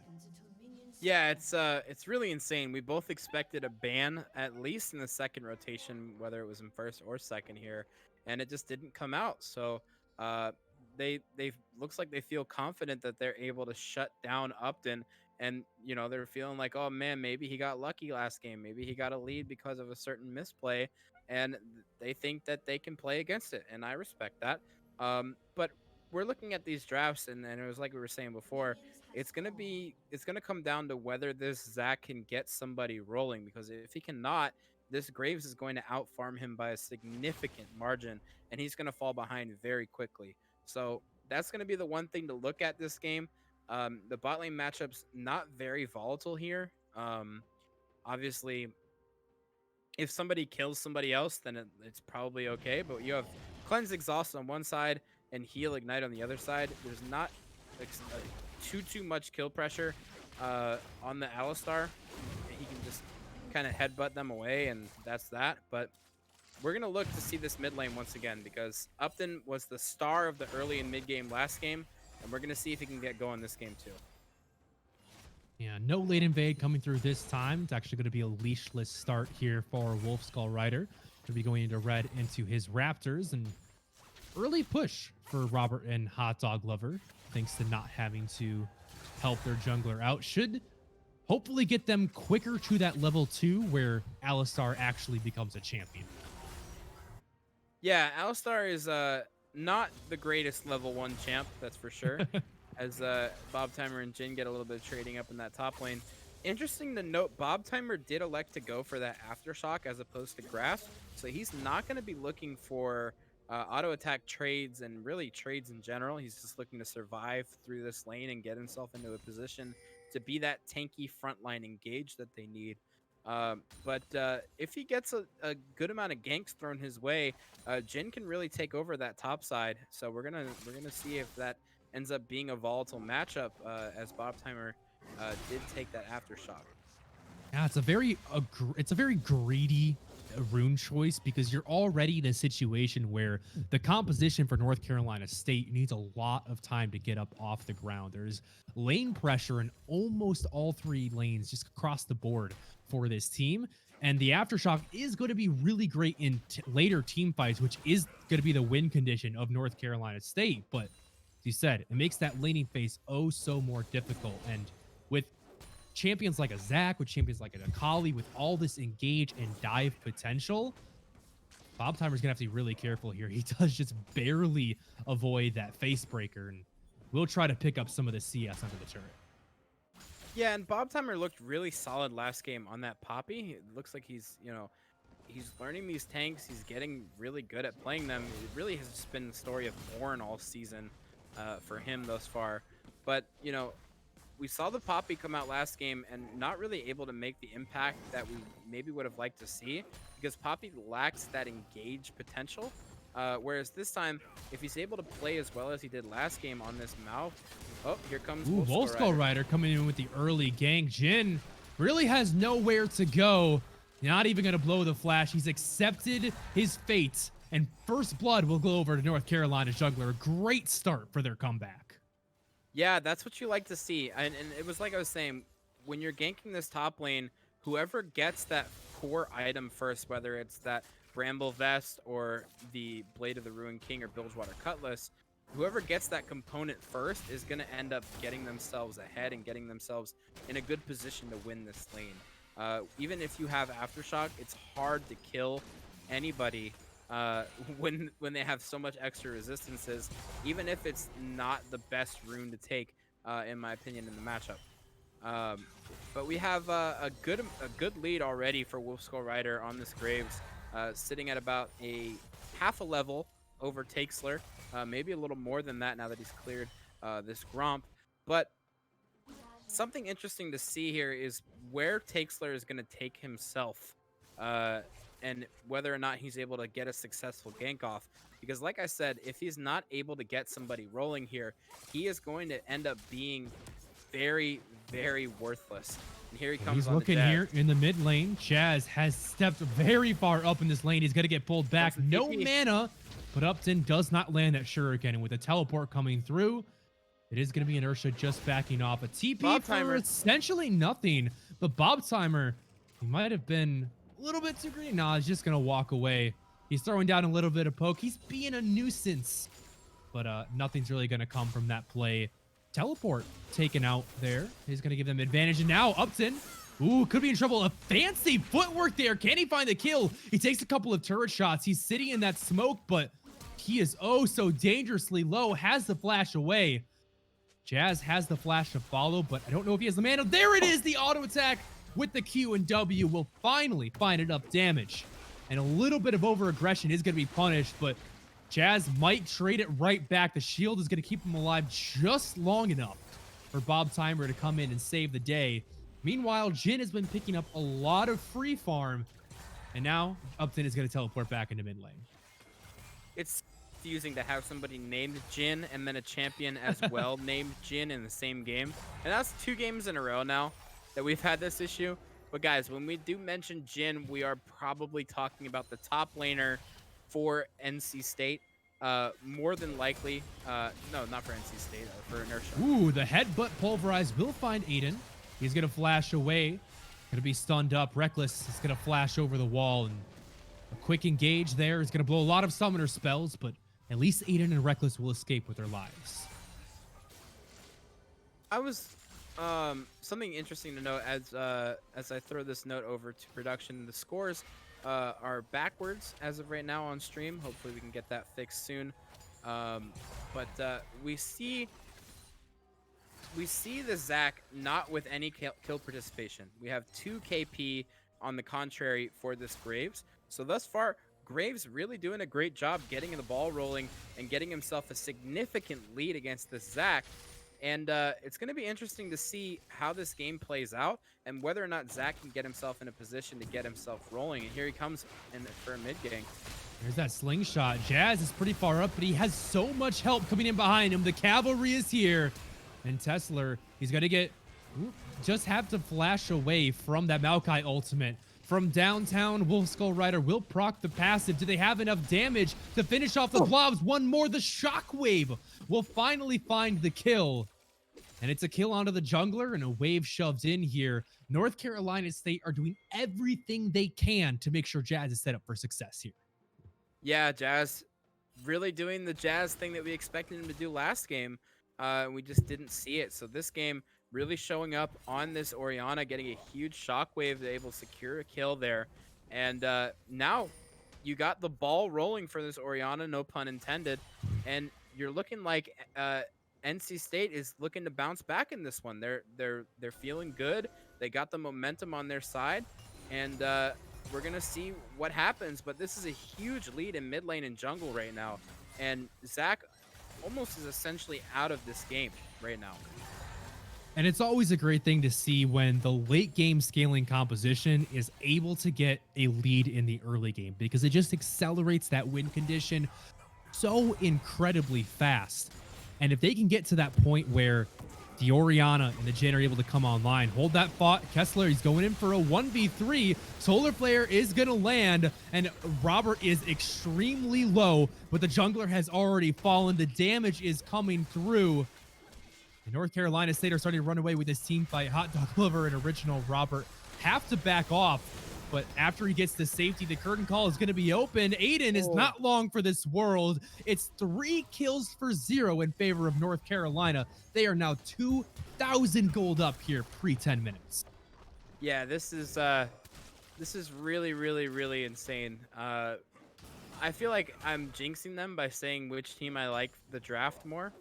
I'm doing the classic caster curse. I'm like, hey, I favor these guys to win, and then bad things happen to them. But you know, this game still is young. It's only a 2k gold lead. We're only 10 minutes in. Even though it's 6-0, a lot of teams can get demoralized at this point. Inertia has been in this position before this season. They've been behind. They've been in a point where they looked like they were going to lose and have come back. So we can't expect this game to be over, even though it looks bleak for them right now. Oh yeah, not by a long shot. There is still, I want to point out all the engage that Inertia have on their composition. Just like last game, if you were able to control the vision around the map and then turn that into some picks on members who might have mispositioned, that is a surefire way to get back into nearly any game. And there is so much engage and pick potential coming through from things like the Ash Arrow, the long range slingshot. You've got the Set who can cause disruption, and then the Akali who's got the burst to finish people off. So although things are looking good for North Carolina State, and they're looking better than they were in game one, you still have to recognize the possibility for that engage to turn things around. Yeah, you definitely do. You have to respect this Zac pick. You have to respect that even if you see an engage, even if the Zac is not in vision, you have to respect the fact that he can counter engage and chain CC everything for a long time. Zac is a pick that it doesn't matter whether he's super behind or super ahead. He can get the ball rolling for his team no matter what. Here comes the slingshot on the mid lane. He does find the pullback onto Jazz, but just no follow-up, and might be turned around on once again. No passive to speak of. This is the third time now that Takesler has made that play, and the third time it has not worked out in his favor. Zac pick might not have been the play. We had question marks about it in the draft phase, and those same questions remain now 11 minutes into the game. Yeah, and you had Maokai, you had Alistar picked on one side of the teams, and those are two picks that really counter Zac, that make Zac basically useless in a team fight, as we see an engage coming on mid. Yeah, Upton has flashed away. The exhaust is down, but now it's Hot Dog Lover who is in a bit of a pickle here, as Takesler is going to use the blast, going to pull him back, but he's tanky enough to just walk away. The Akali, no Gunblade completed as of yet, just doesn't have the burst to take down the Alistar. And that continues to be a really good lane state here for North Carolina State. They are investing so many resources. Bob Timer is basically just a second mid lane. He is the support for Jazz at this point. He has completely given up on playing top lane against Jhin. He's 30 CS down, but it doesn't matter because he's a Maokai. And even without any gold income, he's going to be very useful to this team. Oh, here comes Oh, and now Jazz. the shockwave coming in. Jazz, he's reaping the reward of all the resources the team has given him. He's saying, all right, time to take off the training wheels. I'm ready to carry this one on my own. Yeah, Jazz really showing up huge here. This is absolutely ridiculous from Jazz thus far. They're putting so much time and resources into him, and he's really letting the other team pay for it with huge shockwaves coming out, basically getting a kill with every ult. I mean, this is absolutely insane from Jazz thus far. This is what we expected from him in game one on his signature Lucian pick, and we just didn't see it. So really good for him to be able to bounce back like this. But like I said, the game is not over. It's only a 4K gold lead. We're only 14 minutes in. Only one dragon has been taken. This game can really go in any direction. It's just one team fight away from exploding. And we're going to see a team fight in about 45 seconds over this Infernal Drake. And we're going to see which team elects to take it. Jhin does take down the first turret. He has had so much time alone in that top lane to just free farm and wail away at that structure. Jazz, though, he's in a 1v1, and it looks like Upton wants a little bit of revenge. He's able to find the shutdown. Can he get away from the last shot? No, he can't. Jazz, with that shockwave, is able to trade 1-for-1. But honestly, the way that things have been going, Upton, you're going to take that any day of the week. Absolutely, that's a huge shutdown for himself on that Orianna. 550 gold shutdown for himself. And here comes the TP on the Hot Dog Lover here.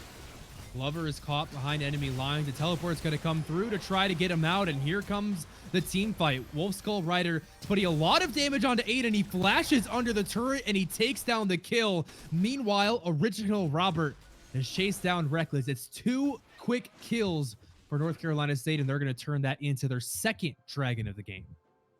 Yeah, absolutely insane gameplay by them thus far. Here comes the Hex Flash on the Takesler. They're looking for more here.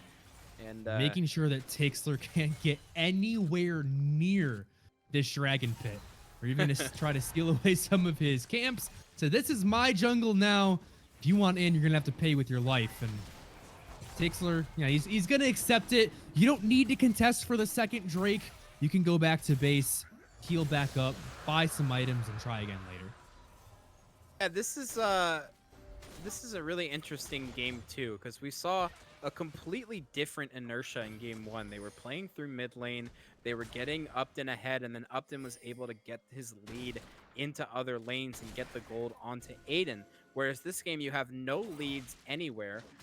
The Zac ganks have been abysmal thus far, and you're really in a position where the only way that you're going to get back into this game is by forcing plays that maybe not be advisable. And that's really what Zac has to do as of right now.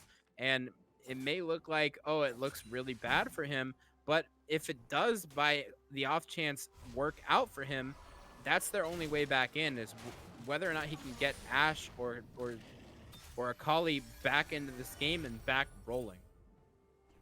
Magi's Soul Stealer picked up as the second item here for Jazz. He's feeling real good about this game, but that just puts an even bigger target on his back. He did just complete the Seraph's Embrace, so even more safety in his back pocket.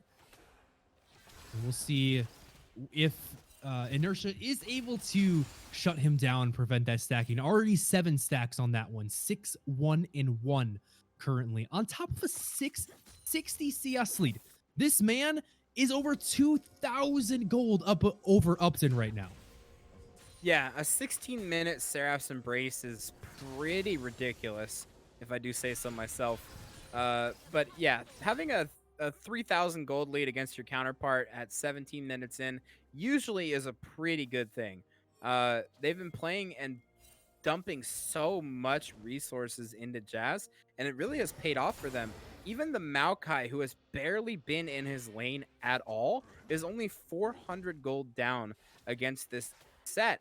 And that's a huge thing for them. He's almost completed his Spirit Visage, sitting on double armor, and Set really can't do much into him. There's not really going to be a kill going over to him. I mean, Jazz is looking like the guy right now, right? The guy that we had hyped up in game 1. Here comes Reckless, forcing something on the original Robert. He's going to cleanse right out of it. Jazz, though. Yep, but now Reckless is caught under the turret. The Zenith Blade will not land. That might have been able to buy him a little space, but probably would have gone down anyway. Kill credit will go over to original Robert, and now Jazz has found Upton once again. Upton wants nothing to do with him, but he is already caught out here. Gonna go into the Shroud. Hot Dog Lover will try to keep him busy while the rest of the team roams over. We'll see what he's able to do. Flash over the wall to safety. Last time we saw him. Oh, the curtain call, though, is not going to let him get away. Upton has been so close on these escapes, but Robert had his number, and Takesler will go down trying to get him out alive. It's another 2 kills, now 14-1 and a 5,000 gold lead pre-20 minutes. This is just a complete 180 from what we saw in game number 1. Yeah, this is absolutely insane. And 180 maybe getting the trade back here, though. Hot Dog Lover will go down, and original Robert, no summoner spells, is soon to follow. The shield keeps him alive a little bit longer, but shutdown gold goes over to Jin. Wow, that Jazz, damage. What can he do? He's 1v3. He's got the damage. He's got the backup now. His Bob Timer has joined. Can he find the kills? Jin is my goodness sitting gracious. in the brushes behind him. Flashes forward for the 2-man face breaker. There's a lot of shutdown golds waiting to be picked up, but it's a double kill as Jazz just says too much damage. Upton is gonna have his shuriken blocked there by Bob Timer. A triple kill. He might be looking for more. 150 HP in a dream as Jazz is dancing and weaving his way around this team fight. Nobody can take down the Clockwork Maiden here. Jazz is unstoppable And with all this time that he's bought, the Rift Herald dropped in the mid lane. North Carolina State is getting absolutely everything. What was that? Jazz coming. Jazz is absolutely playing out of his mind. Bob Timer able to block literally everything from Akali there. Insane amounts of peel for his carry. And Takesler and everybody just coming one by one and getting mowed down by Jazz. Now 10-1 on this Orianna, 25 stacks on a Soul Stealer. Leandri's completed, working on a death cap. This is an Orianna that you do not want to get anywhere near if you are Inertia, and that it is looking very, very bleak as of right now for them. If he wanted to, Jazz could probably just walk down the mid lane, 1v5, and just end the game. I mean, it feels like North Carolina, I mean, they're playing this one safe. It feels like they're playing with their food, but they're playing this one safe. They're playing this one calculated. They know that there is no room for error. And after dropping that first game, it is most certainly looking like we will go to a game number 3. I'm not going to talk in definites because I don't want to caster curse them, but there definitely is a very good chance. And honestly, I think the biggest difference that we've seen between this game and last was, yes, there was some draft changes that came through. We have some question marks around the Zac specifically on the side of Inertia, but the way that North Carolina have swapped their game plan to support Jazz at all costs, sacrificing farm in the top lane, sacrificing just pressure all over the map to basically stick 3 members in lane and make sure that Jazz can do whatever the hell he wants when he wants it, has worked out so well for them. This is clearly the carry for this team, and North Carolina State knows it. Yeah, North Carolina State has made the adjustments that we were looking for after game 1, and now they're in position to wipe the floor with the enemy team, as Baron has now spawned. We got Dragon spawning in about 3 minutes and 30 seconds. Bob Timer and Jin are going to duke it out in the bot lane. For some reason, we're going to watch that. But as we look mid, we looked at they're going to get this mid priority, and it looks like they're going to look to pressure Baron right now. And honestly, I don't feel like there's anything that Inertia can do to stop this one. This is definitely a feels like a go next game, as their best chances for the series are going to be in that game number 3. And they're going to be looking to make an adaptation, looking to find some way to make sure that Jazz has a game 1 performance and not a game 2 performance. The tier 1 turret will finally go down there in the top lane. That is all the outer turrets cracked. And there is still a lot of gold left on the map for North Carolina State to pick up here. You are still looking at 2 outer turrets to grab. You've got multiple dragons. The Baron is still on the table. If this was like 45 minutes into the game and like things were, a lot of more items were starting to come through, I would say like, hey, maybe the engage still has a chance to work out. But because we're so early and the late game scaling comp is just so online right now, things look incredibly dire. I hate to be a caster, and especially a caster that's analyzing a game and say like, oh man, this game is doomed, or this game is this, or this game But is it's that. doomed. But you're looking at a 9k gold lead at 24 minutes when you picked a comp that is supposed to win the early game. It looks bleak. I know that there's a way back into this game. I know for a fact that if they get a team fight and if by some off chance get these shutdowns onto Ashe or onto Akali, they have a fighting chance. The problem is executing that is going to be incredibly difficult with the gold deficit that they're faced with here. Death Brush being set up here. Hot Dog Lover does find the 1-man knockup. Curtain Call is going to be open, but Reckless is soaking a lot of damage. Carries have yet to join this fight on the side of North Carolina State, and the front line is getting very low. Aiden finds 1 kill, but here is Jazz to turn this one around. Shockwave onto 2 key members, and a flash over the wall. Robert will just barely not find that 4th shot. Upton goes golden. And only a member down. A 1-for-1 trade is about as good as you're going to hope at this much of a gold deficit. Yeah, for sure. Leona unfortunately missed every member with her solar flare there, so not able to capitalize on that engage that they had. They may have been able to turn a fight and maybe get a 2-for-1 had Leona hit a carry with that solar flare. But you know, all in all, a 1-for-1 is something that you'll take 100% of the time if you're Inertia. Um, Going 1-for-1 with this team and getting a shutdown, that's what you need.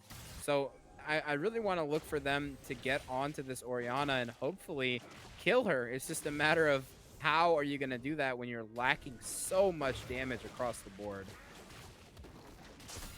Well, the next dragon is spawning here in just under a minute, and this one would be the Ocean Soul for North Carolina State. If this game was not already just completely theirs to lose, the Ocean Soul would be the final nail in the coffin, and Takesler looks like he might be going down just shortly before it spawns. A teleport is going to have to be used just to keep him alive. And this is a last-ditch stand for Inertia Gaming. Jin does find a great ultimate into the backline, but he just gets deleted. The damage isn't there. A double kill for Original Robert, and it looks like North Carolina State are going to be looking to end what they started oh so long ago. Aiden is going to be taken down as well. It's Upton, the last remaining member standing, but he is farming away in the mid lane while the rest of North Carolina State is knocking on the inhibitor door. This one is all but over as the inhibitor is going to fall just shy of 27 minutes. Death timers are still not too long. Jin and Takesler will respawn in time for this game to not quite end, but this dragon will almost certainly go over as well as the Ocean Soul. Yeah, we were talking about, okay, we need to kill this Orianna, but now we have a Knight's Vow from Bob Timer on Orianna now, making it even more difficult to kill Orianna. How are you going to be able to get onto her in the first place when you have so many champs that just negate any engage that this Zac may put forth? I mean, it's just, we questioned the Zac pick in the draft. We thought, okay, if they got faith in it, there's no way it can fail, right? Well, no, not right. This is a pick that we didn't like going into the game and has just been really invisible during the entirety of this game. The only thing that we've seen from him is ganks mid, where it looked like a lack of communication, or maybe just him just not saying anything. It's completely uncoordinated, and it makes no sense to me. I don't like the pick. I really expect them to pick something else going into game 3. I know this is going to go to game 3 now. This is almost a definite here. All right, Mikey. Well, I think we've clearly stated how much of a almost impossibility it would be for Inertia to come back in this game. So let's start looking at game number 3.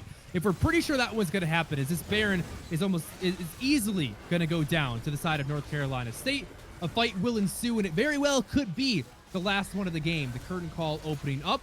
Reckless doing what he can to body block. A good solar flare is going to buy some space. A shockwave onto one will send Jazz Godlike. A good flash face breaker is going to grab a couple members, but at this much of a gold deficit, there is really not much you can hope for. They tried their best. The game is probably going to end on this push right here. So the big question is, Mikey, going into game number 3, hopefully we don't see the Zac come through again, but how is Inertia going to shut down Jazz in this mid lane? They have to play around their mid laner the same way that we saw them play around Jazz in this game. We saw so many resources. We saw Bob Timer in that lane so much in the early game. We want to see them put the same amount of time and the same amount of resources into Upton if they expect to hold a candle to what Jazz was able to do today, or in this game, I should say. Yeah, absolutely. I mean, we need to find Inertia going back to what worked for them in game number 1. And I'm hesitant to say that because I almost feel like in game 1, the reason that Jazz was not succeeding as well as we thought he might, even on a signature pick like Lucian, is because his team kind of just left him to his own devices. In the static 1v1 between Jazz and Upton, it actually feels like a relatively even matchup. They've both been matching each other in farm. They were able to get a kill or two around the map. But when North Carolina State really makes an effort to play through Jazz, it feels impossible for him to fail. I mean, he had Bob Timer and Hot Dog Lover and Wolf Skull Rider as well basically all went to the store together, picked up the biggest tent they could find, and pitched it directly in front of that mid lane turret. They just never left his side. They babysat him in that game, and it paid them dividends. Yeah, it was definitely the biggest thing that game was Bob Timer's roams and the fact that he was able to basically get either a kill or two kills every time he left his lane. You never want to see that if you're Inertia. You never want to see somebody able to succeed on every single roam. So I would have liked to see some wards on the top side going into this game 3 from them, more vision to negate the amount of roaming that they saw from Bob Timer. And on the flip side, I'd like to see them maybe look for a split pusher top laner like Camille or like something that can pressure those towers when Bob Timer is sitting in that lane. All right. Well, we've laid out the plan for these teams, at least what we hope for them to change going into game number 3. All that's left is to see what they'll actually do. We're going to do another short break as we wait for the penultimate game of this series. Somebody is going to walk away with their undefeated streak broken here today. And is it going to be North Carolina State through Jazz, or are Inertia could be able to shut him down and bring home the win? You'll just have to wait around to find out. Don't go anywhere, guys. Game 3 will be coming back soon.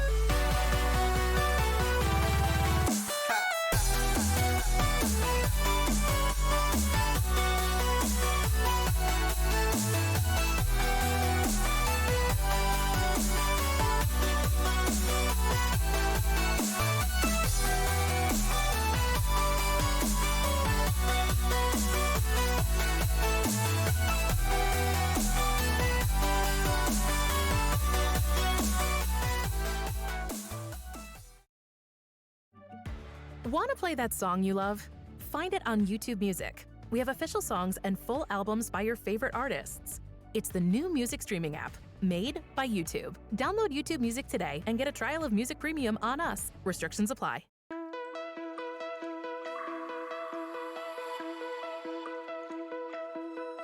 Find your way into this wonderland. Cross the maze, the dark, the innocent. Chase the faith, the thrill, the heaven sent. I got you wild upside down. The labyrinth will guide you far away to a place where senses will decay. Your ghost and mind will shadow play. I got you wild upside down.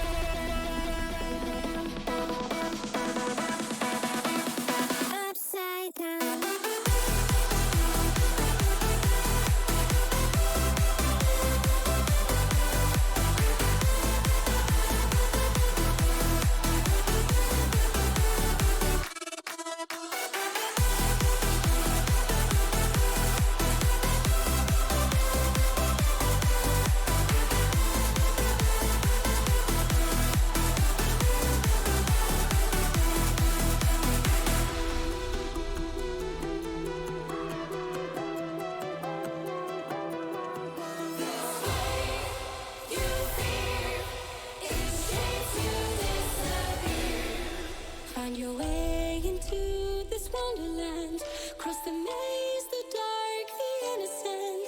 Chase the faith, the thrill, the heaven sent. I got your world upside down. The labyrinth will guide you far away to a place where senses will decay. Your ghost and mind will shadow play. I got your world upside down.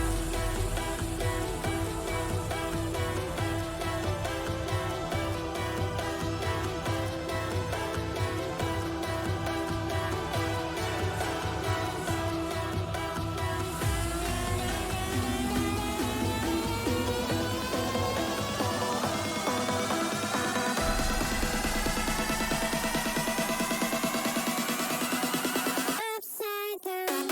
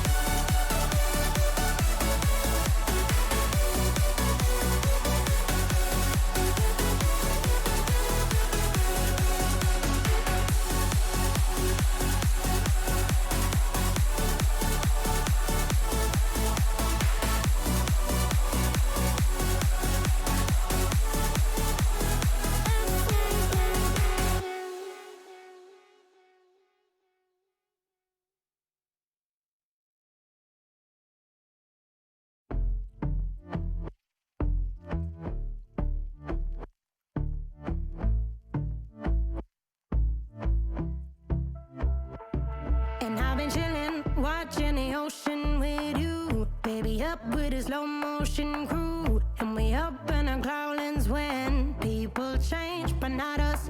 And we just chillin', kicking it, kissed by the sun. Could be soaked to the skin in the mall soon. I know she got the good vibes when seasons change, but we're the same. Even if I lost all my money, the zero runs deep, honey. And I don't need to speak a single word, 'cause you got me holding, holding.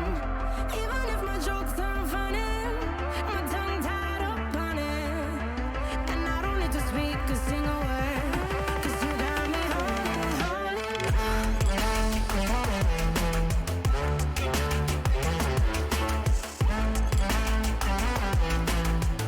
'Cause you got me holding, holding.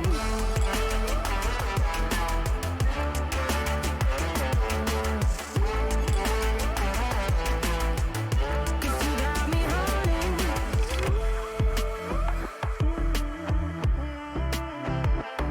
And I'll be running, possessed by a low, low voodoo. Fired up like a wolf on a full moon. And we're stuck in a la la land. The tides will turn without us. And I'll be killing time like I might be a cartoon. Take it in real life like haiku. I know we got the good vibes when pieces fall right into place. Even if I lost all my money, the zero runs deep, honey. And I don't need to speak a single word, 'cause you got me holding, holding. Even if my jokes aren't funny, my tongue tied up on it. And I don't need to speak a single word, 'cause you got me holding, holding.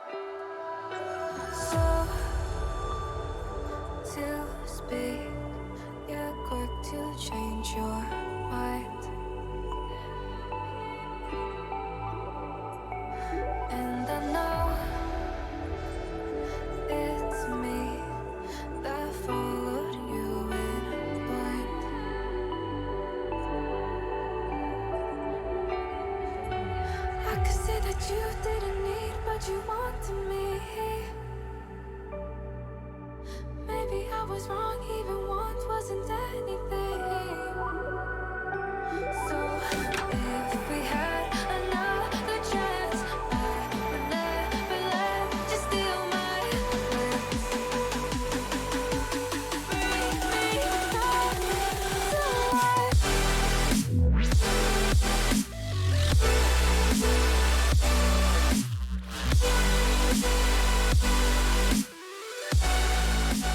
Welcome back, everybody, to game number 3 between NC State and one more time for me. I'm just kidding. I didn't actually forget. It's Inertia Gaming. I was pulling your leg. We're going to be looking at this draft right here. It's already underway, and the big question: what is Jazz going to play? How is Jazz going to perform here? Because we've seen this team be night and day with his performances. When the team is drafted around him and when they play around him from the very onset, they look absolutely unstoppable. But when they are able to keep him down, NC State look like they kind of falling apart. And right there, we see the Lucian first pick. This is his best champion. They've had the most success, And it's going taken to away. Upton. Upton gets it. This is not NC State on the blue side. It is Inertia. So Upton is going to try to beat Jazz with his own carry. Yeah, and that's going to be interesting to see how that plays out, as now they've swapped sides where Jazz is going to be playing the Akali and Upton's going to be playing the Lucian. We saw how that went game 1. Akali was able to get ahead. Akali was able to translate that lead into other lanes and thus translate into a win for that team. But we see the NC Graves State locked pick up in the as well. Akali. It's going to be a reverse matchup here where this time it's going to be Jazz playing Upton's carry and Upton playing Jazz's carries. This is going to be a really interesting lane to watch. It's actually, it is the matchup we saw in game number 1, where Jazz was actually kept down for most of the game. The Akali was able to completely neutralize the lane, stay really even in CS, and then just blow the game up later on to the stages. But it is a very volatile matchup, and if either side starts to get ahead, it can swing pretty violently. The Ashe is going to be picked up once again, so we will see the double marksman composition coming through from NC State. We see Kessler locking in this Gragas for himself. Obviously could be flexed into the top lane, but very seldom does that happen. But Kessler on this Gragas, definitely more of an avenue to get onto the carries as opposed to that Zac last game where you counterpicked yourself across 3 different lanes. The Gragas pick I really like here. Gragas Lucian is incredibly strong, especially when you have flash available on that Gragas, able to flash body slam onto the Akali. But more importantly, Gragas with the explosive cast can knock Akali out of her shroud and leave her vulnerable to everything else that they have to offer. You see the Mordekaiser and the set getting banned out in the meantime, but I really like this Gragas pick with the Akali being locked in and a chance for Kessler to have some redemption here. Yeah, and already we see a big difference between this composition and the one from game number 1, where the double marksman team, when it was NC State trying to pilot it, was going up against just like permanent frontline. You had the Sejuani, you had the Leona. It was just so much beefy meatballness that it was impossible, even with the double Bork, to actually punch through those defenses. This time around, that double marksman comp is going up against the likes of Akali, the Graves, the Jhin. Both sides are pretty lacking in the frontline department, and that is going to mean it's really going to come down to the execution of these team fights, of who is able to pick who at what point in a team fight when we're looking at who's actually going to come out ahead. Yeah, and I like this Camille ban from them. As I said, going into this draft, seeing something like Camille, something that can put pressure on the top lane tower while Bob Timer roams into mid lane is going to be a huge deal. I'm hoping that that's a Pantheon support, but also could be Pantheon top, which I have been seeing quite a bit in my solo duo games. As Pantheon has been growing in popularity up there, it's really hard to punish with that Cleaver Death Stance build. It's super solid into tank, super solid into damage, doesn't matter. But I would assume that that's a Pantheon going support, and this is going to be a top lane pick. And Gangplank. Gonna be locked in. The weak side blind Gangplank there for top lane for Inertia. And this means that, you know, with Gragas being the only really AP threat on the side of Inertia, we've already seen a very large preference towards tanks for Bob Timer. It'd be a really easy lock-in to round out this composition. And what's the best frontline tank in the game against a full AD composition? It's the Boulder himself, Malphite. Yeah, I really like this Malphite pick. It gives them an avenue into these team fights that a lot of tanks don't really offer. The Unstoppable Force is going to be a huge deal as Gangplank cannot cleanse it, and if you're able to jump this Gangplank and kill him early in team fights as this game progresses into late game, it's going to be a very, very difficult fight for them as Pantheon falls off very hard in the support role. Lucian obviously is not the best scaling in the game if he doesn't go the Manamune build, but you know, I like the Gragas pick. I like the Pantheon pick. It gives them a lot of pressure across the board in this mid lane. And something that's going to be interesting to note is, you know, last game we saw a lot of top lane roams into mid from NC State.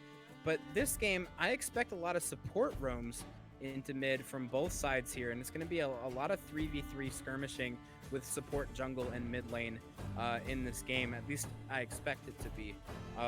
Top lane is going to be just a wash. I don't expect a lot of pressure going up there. But I do want to note that this is a composition on both sides that really is set up to get an early rotation for Rift Herald, especially at 8 minutes, where you can get that first Rift Herald and crack a lane with it. I really like the rotational pressure from Ashe and Pantheon, as well as Jhin and Leona, and it's going to be interesting to see which composition or which side rather elects to make that rotation and get that early game map pressure. Yeah, and it is going to be much easier for Inertia to do so, right? With all their semi-globals they have. I mean, you've got Ashe, who can a little bit unreliably throw down that CC, but more importantly, you've got the Cannon Barrage from the Gangplank, you've got the ultimate from the Pantheon. There's so many ways for Inertia to move around the map in a quick manner. And with how heavily we saw NC State playing around the mid lane last game, constantly roaming members in there on a frequent basis, it's a really good adaptation for Inertia to say, okay, if you're just going to send everybody mid, we're going to draft a composition that can actually come mid just as quickly and answer that. Yeah, it's a good point to make. I think the big kicker in this game to me is that Gangplank pick. It gives you a lot of global pressure. Like you said, with that Pantheon ultimate, you're going to be able to gank pretty much anybody at any time. And it really opens up an avenue for Upton to get rolling on this Lucian. But on the contrary, you have Jazz on Akali, and if you're able to get these roams and get Akali ahead, it's even more snowbally than the Orianna was. So looking at that, I expect Hot Dog Lover mid lane a lot. I expect Wolf Skull Rider mid a lot. I don't expect these top laners to roam much. But like I said, I think this game is going to come down to an early game Rift Herald rotation and whether or not these teams can get early dragon pressure, right? Because if you're giving up that early Rift Herald and giving up that map pressure, you're going to have to trade for a Drake. So we have Bob Timer on Malphite, which is an insane pick for him, as we've seen him on 2 tanks now, and he's done incredibly well in both games. I expect Bob Timer to be the real X factor in this game, despite Jazz carrying that last game so hard. I expect this Malphite to really come up big for them. Yeah, and there's really not much there to pressure him either. It's, you know, you've got Jhin on the Gangplank, but other than that early game where those parlays are going to be able to chunk out that Malphite before he can start to stack up those resistances, all he has to do is sit under his turret, maybe fall down to a 15 to 20 CS deficit, and then as soon as he hits level 6, just like he did on the Maokai, you can just leave that lane alone. And yes, this time Jhin in that same situation, if Bob Timer decides to just completely abandon the top lane, he's on a champion that can much more easily capitalize off a free lane. So that is something that NC State will have to keep in mind. this isn't exactly a set in a top lane where you're just worried about like, oh no, he's going to get that Blade of the Ruined King a couple of minutes earlier. This is a gangplank where if you give him a completely free lane, he will be able to scale up into a threat of his own right. So they will at least have to keep an eye on that. But for the most part, I do tend to agree with you that it's going to be very easy for Bob Timer to survive through that early stages of those poke and then be much more effective than the gangplank can with roaming around and just trying to once again set Jazz up for success. Absolutely. We're going to see whether or not Inertia can now be the bounce back team, as we saw NC State able to bounce back after a rough game 1 and then turn around and essentially just stomp that game 2. I really expect Inertia to come out strong here, and I really want to see Kessler put a lot of pressure on this Akali and get this Lucian up and running in the early game so that Lucian can end up taking over the game like he did on that Akali in game 1. Well, it all comes down to this, ladies and gentlemen. Tied 1-1. These teams were undefeated. Neither of them had dropped a single game coming into this one. It's about as even as you can get, and it's about the best series I could have possibly hoped to cast for my first debut into the UCL. We are going to go into a short break as we get this spectator delay squared away and get into Summoner's Rift. Don't go anywhere. The conclusion of this series is coming at you real soon.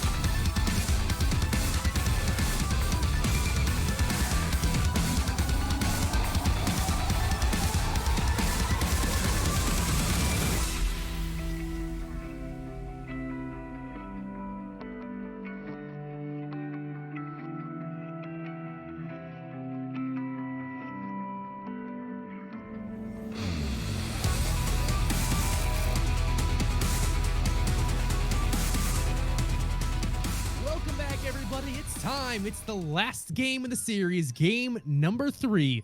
Somebody's going to walk away with broken dreams, and somebody's going to walk away with the #1 team in Mountain Division. And I just learned a fun fact over that break. My co-caster and I, Mikey, share a love for the Irish heritage. And we're at a little bit of a rift here. We need Twitch chat to solve a dispute for us. Bob Timer is rocking the Shamrock Malphite skin. I think it's the worst skin in the game. He loves it. Tell us what you think there in Twitch chat. I think it is the best Malphite skin in the game, apart from Glacial Malphite. Okay? Shamrock Malphite absolutely slaps, Twitch chat. Let's be real. Shamrock Malphite may be the best skin ever made. As an Irishman he looks myself, like an overgrown piece of broccoli. Shamrock Malphite slaps, brother. It slaps. It's literally just Malphite but green. That's why it's It's great. Malphite but green. Like it's not even a skin, it's a chroma. It's And the it's not even a mossy good fucking feature. chroma. It's the All side right. of the boulder that is mossy. It's I not just think a we have boulder. reached an impasse. It's a rock. True. Bob Timer Okay. is much more than a boulder. He is a rock. And honestly, he's been the rock for his team so far in this series. A lot of what Jazz was able to do last game was because of how much Bob sacrificed. And it brings us back to a much more serious tone, but it's a question that I'm wondering if he's going to be able to have that same kind of impact, because if you just abandon this lane, we talked about it briefly in draft, but Gangplank is a champion that once he gets a lot of income has the potential to start to take over games. Oh, here comes In the bottom lane, engaged though, bot lane. level 1 already. Reckless, he's feeling himself as he goes in. All right, so the It is early gonna be game is the going to be common. pretty standard here. We have a standard bot side start for each jungler. We expect this Gragas to be looking towards mid. He's now been spotted. He's on the Raptors. He's been spotted. He's pinging the enemy Raptors as Graves has not pathed over there yet. They know that Graves is full clearing his bot side, so they have a lot of intel on both sides here for the junglers, and a lot of safety in mid lane because they know exactly where these junglers are going to be. So expect both of these mid laners to play a bit more aggressively and trade a bit more aggressively here in this early game. But I think Graves may be electing to go for a full clear here as opposed to maybe looking for a counter gank in the mid lane. But I expect Gragas to be mid lane in about 40 seconds. Once he's cleared this blue buff, once he's cleared Gromp, and maybe not even Gromp, but we're going to see a top lane Scuttle fight. This could be dangerous, though. Okay, Upton, he's going to dash over the wall. He's got a dash. Go He's ahead. got a dash. We're fine. But a top lane Scuttle skirmish may be happening here soon. As Gragas looks to get an invade as mid lane has Prio. Meanwhile, we are looking bot lane, but look at that mini map, guys. You see Gragas posturing over towards that Graves, and they're gonna look for something here, and hopefully a meanwhile, colleague can roam over. We have a Scuttle in the bot lane, but it was Kessler and Upton trying to steal away that red buff. Wolf Skull Rider was able to pick it up, so nothing huge is going to come out of that invade, but at least they're showing up to say, hey, I'm here. You can't just take all of your jungle for free. We're going to be at least checking up on you throughout this game. Yeah, for sure. Jazz, Upton and Jazz getting some aggressive trading in the mid lane, while top Scuttle falls to Gragas. He's going to look to probably double Scuttle here, as bot lane has Prio as well. Jin and Bob Timer just going toe-to-toe with each other, but Jin looking pretty good on this Gangplank thus far, getting some good Prio for himself, but Wolf Skull Rider is lurking. Yep, Jin has the summoners available, and he's able to spot this one out from pretty far away thanks to that ward in the Tribe Rush. Still takes a good chunk of damage, though. Doesn't have any corrupting potion, so he will be going back to base, most likely burning that teleport. There, Jazz in the mid lane. He goes very low. Upton has just been really on him this game, has already built himself up a nearly 20 CS lead and a very large health lead as he has been continually bullying him. And we haven't seen NC State been able to replicate their game one strategy of just bringing people into the mid lane. It does seem like Hot Dog Lover is having some connectivity issues. Honestly, mad respect to And1 Aiden and Reckless. I think they realized that DeLeona went AFK and they just kind of ignored him because like Hot Dog Lover wasn't moving. They easily had the chance to engage on him, but Summoner's Code, they did a respectful thing and waited for the pause to come through. Yeah, jungle and support have both DC'd. Apparently, NC State's internet has boomed, so maybe a little bit of a break here. But while we're in this break, it may be good if this break goes a little bit longer. We may have to cut to a break to maintain competitive integrity. But as we're looking at this, we have Gragas posturing around this bot side. We have the Lucian setting up a reset in the mid lane. But okay, it looks like they're starting to reconnect now. But we have a good amount of a lead in the mid lane thus far, which is a complete 180 from what we saw in game one, right? The Akali able to steamroll the Lucian, but Lucian did have a CS lead in that game as well because the Akali was able to roam in and out of lane so much. But I think we can expect this Gragas to posture around mid as this game goes on. And I don't expect a lot of jungle pressure in the bot lane. It looks like they're all ready to start up. So it looks like we're going to get back onto the rift here in just a second. But we see Gragas in that bot lane, well, in the bot side of the jungle. And it looks like he's going to be looking for a gank here in just a second as everybody has readied up, just waiting on the unpause. NC State internet has boomed, guys. So it's just a couple more minutes. Here we go. There we are. We've unpaused. We're ready to go back onto the rift. Quick and painless, wasn't that bad. And by the way, it looks like Twitch chat is on your side. Big Shamrock Melfight fans. Yeah, I'm telling you, man, it's a good skin. Gotta say, I'm disappointed. I stand by my word. Wolfskull Rider, he's able to steal away the Gromp. He's going to walk into this mid lane. He's going to help shove Jhin in. Remember, Jhin just used his teleport to get back to lane. So, you know, any damage he takes here is going to stick. He's not going to be able to get that free reset off, but he's still feeling pretty good. He has a 6 CS lead and a couple of minions there under the turret to pick up for himself as well. All in all, the early game has been going pretty well for Inertia here. They've been able to get themselves a couple hundred gold lead just off of the CS alone. Yeah, it's been really good for them thus far. Really playing a nice slow game. We know that they do scale into the late game with this Gangplank and with this Ashe. So really, they're letting the game come to them. There's no need to force plays that you don't need to make. Reckless and An1 Aiden have been relatively passive despite having this Pantheon in the bot lane. And, you know, just letting Upton accumulate a lead in the mid lane. They're not letting the enemies roam like they did last game for Jazz. And now Jazz is level 6. He's got a lot of pressure in this lane, too. Yeah, that is the big break point for that Akali, where the lane starts to swing back in her favor. Early on, the range advantage just makes it really hard for her to do much. But once you get that ultimate, it's not even the fact that you can actually use it. It's not even using it. It's the fact that you can. Just having that pressure, it makes the Lucian have to play so much more respectfully. And now we already see the junglers starting to hover around Wolfskull Rider, just hitting level 5. He has been a bit down, and now, though, they find Kessler over the wall. They do force out his flash. Good 2-man knockup, and he's going to retreat to the safety of his bot lane with a flash forward from Hot Dog Lover. There comes a cannon barrage to try to affect the fight, but his first blood going over to Wolfskull Rider. Reckless maybe soon to follow the flash away. Here comes Upton to turn it around. Where have we seen this before? The flash over the wall from Aiden. He tried to get an auto attack to slow down Robert. The end of it all, it is just going to be the 2-for-1 trade.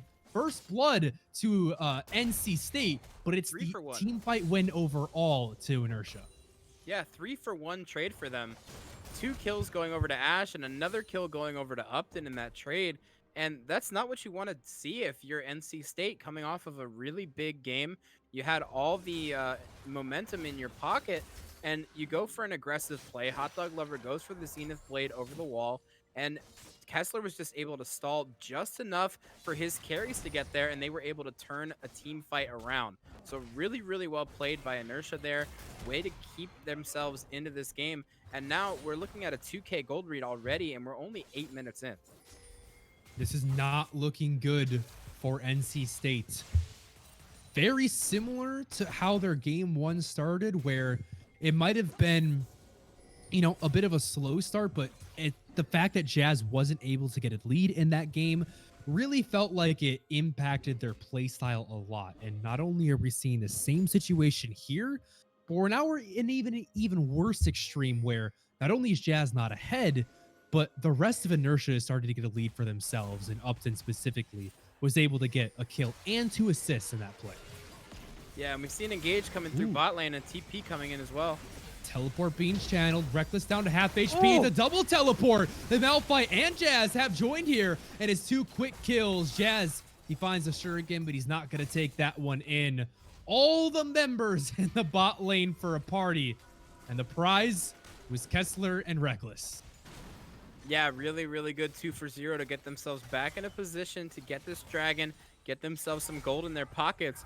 But on the flip side, that was a little bit over ambitious. You know that the teleports are up. you know that if you make an aggressive play like that, they're going to TP on you, and just a little bit of over aggression. This time for NC State. This time in NC State's favor, I should say. It's been just the story of over aggression across the board this game, and we can elect to see NC State maybe slow this one down. They know that they can scale. They know that they have that win con of the Graves Jhin in their pocket. And, you know, with Malphite able to get this armor items on himself too, the only person that's going to be doing damage to him is that Gragas. Yeah, and the 20 CS lead that Bob Timer is down, I mean, that is within an acceptable range for a Malphite into a Gangplank. We talked about it in draft. If that Malphite, as long as he's not down like over 1,000 gold, he's going to be incredibly effective. He is essentially an ult bot and just a big old meatball that's going to be sitting in the front line. Yeah. Now, 3 members are looking to just take away this scuttle. In the aftermath of that last play, it was a couple of plates going over to Inertia, 2 plates to the Gangplank, as well as a plate to the Lucian. So at least some of that gold was traded back, but NC State as well picked up their first Mountain Drake of the game. Yeah, and picking up the first Drake obviously isn't the hugest deal in the world, and giving it up also not really that big of a deal, but it's more of a mental thing, right? You know that you secured an objective. It feels good to be able to secure that first dragon, and that's a real big thing in these games, is having that kind of security in your mental, and being able to keep your mental through being behind like they are right now. Almost 2k gold down here at 11 minutes. They need to be able to get themselves in a position to get back into this game, and Kessler going for a pretty aggressive invade here. Yeah, he doesn't spot anybody out with that Scryers, but Hot Dog Lover is going to pop around the wall and reveal himself. Jazz takes a bit of the culling to the face, down to about half HP, but he has the backup of his jungler. Actually, just seems like Upton doesn't even care. He's going to dash over the wall and fight for that ward. Wards save lives, but they also take them. Very true. If you over-aggress for a ward, like I do all the time as a support main, you'll end up with a gray screen. And, if you're a support, you always die for the ward. Always. Oh, especially a control ward. Especially that, at 75 gold, man. It's a lot of money. Supports don't get a lot of gold. Here we go. Reckless though, going for he's engage. setting up the trash in the Fnatic Death Brush. The Solar Flare is going to come out though and stun him up. There goes the cask into the wall, and things are looking up for Jazz and the rest of NC State. Upton flashes forward though to turn it around. He finds the piercing light into the double kill. Will get snared up and eventually going to fall. It's going to be Robert picking up kill credit for that one, but Aiden comes up behind him to trade it back once again. 3 for 2 in favor once again of Inertia. It was Jazz, though, picking up some more gold. That was a crazy play by Jazz. I have no idea how he was able to turn that around. Got a really, really good combo onto the Akali, but Akali just able to get out by the skin of her teeth. But a really well-played fight by Kessler. Kessler had a really good explosive cast, had a 3-man body slam, and able to get Upton in a position to get those trade back kills. And, you know, all in all, it's not terrible for them to make that play. You're sitting at 6-6, but it's still a 2.5k gold lead that you're sitting on. The gold lead just growing so slowly. But we're looking at where this game is going to go next, right? You have Jazz in the mid lane, basically not really been a factor into Upton. Upton's just running at him at this point. The culling, woo! Has to flash away from that one. Upton, he is going for that man immune build, so he doesn't have the CC to actually slow Jazz down, but he has so much damage here in this lane. And I feel like we were asking the wrong questions, Mikey, in the draft phase. We were trying to figure out who's going to get fed. Is it going to be Upton? Is it going to be Jazz? We never considered the possibility that they're both going to get fed. And honestly, I think that's the best case scenario for all the viewers out there. It's the best case scenario for everybody here in Upsurge Esports. we're about to see an absolute bloodbath as this game goes into the mid game. And we have Dragon spawning in about 25 seconds. I expect them to be able to fight for this. Leona going for a reset, gonna run probably straight to that Dragon. Turret plating has now fallen, but we're looking at a composition for both sides that scales relatively well. You have Upton now with this Mana Immune build. He's going to be able to scale into this game a lot more than he would if he elected to go for that Blade of the Ruined King build. And, you know, having Jhin as that security blanket for that 80 damage is going to be really, really good for them. I want this Malphite to make a bit more of an impact in this game. Because so far he has that one roam where they picked up 1 KP for him. But I really want to see him make a huge play on this dragon now that he has that CP up. Ooh, his teleport just came up, but he backed and finished the Sunfire. That is huge. As well as the Rift Herald going to be popped here in the mid lane. Means NC State are in a really good position to gain control over this objective. This would be their second Drake of the game. Mikey, we have a 50% chance of an Infernal Soul, and that could not make this game any spicier. 2 fed mid laners, a possible Infernal Soul. But here comes the fight. The Cannon Barrage. Jazz is taken out at the start of the fight. That is huge for Inertia. The main carry gone. Bob Timer, he's looking for a potential ultimate, but I mean, all the damage carries are either dead or up nearly there, and so NC State, they have to scatter to the wind. The dragon will be going over, and we did it. We got the Infernal Soul in the final game of this series. The script is coming together. And it gets no spicier than that, my friend. Oh, the ultimate, though. Bob Timer, they try to turn on him, but that is one tanky boulder there in the mid lane. He's able to turn around that kill. Jazz teleports in. We'll see what he can do. He's able to ult forward. He's going to be looking for Jhin. Still has that flash available. Upton is still on the run. The flash, the smite. He fails the dash over the wall, and that's going to mean the shutdown goes over to Wolf Skull Rider.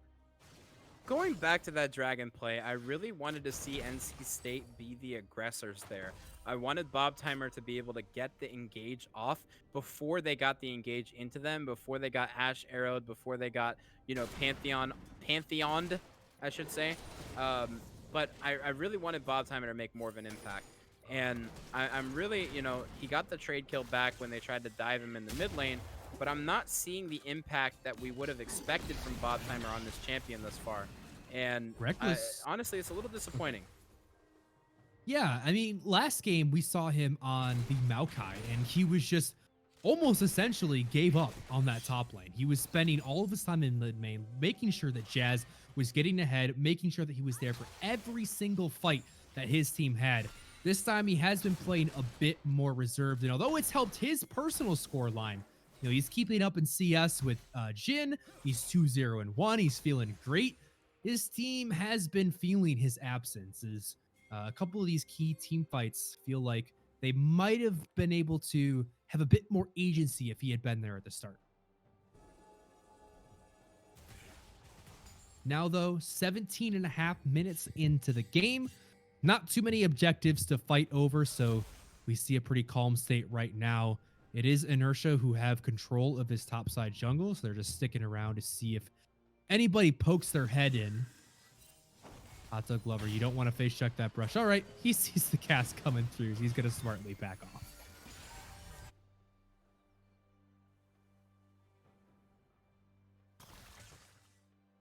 Not too much acting. These teams are being so patient right now. Neither of them wanting to pull the trigger in any significant way. Now we're just going to be farming up for the time being. Both ADCs have resigned to the mid lane, but Bob Timer, he has that ultimate. He's in the brush, and he's got the on-the-way pings. Wolf Skull Rider is there to back him up. There comes 2 ultimates, but a good flash away keeps Kessler alive. That was a very close timing for him. Very nearly went down there to the rock. Yeah, we expected Bob Timer to make a huge play there, but not really seeing him as my audio is just going boom on my computer right now, by the way. Sorry for the delay here. But hardly even noticed. We got you here now. It's all that matters, Mikey. what's happening to my computer? Well, hopefully we can get those technical difficulties squared away. Right now, we are getting ever closer to that 20-minute Baron timer. 30 seconds away, or sorry, 1 minute exactly away from that one. Dragon will be spawning 30 seconds after that. And so pretty soon here, we're going to be seeing a lot of objectives to fight over. You look at the items across the board.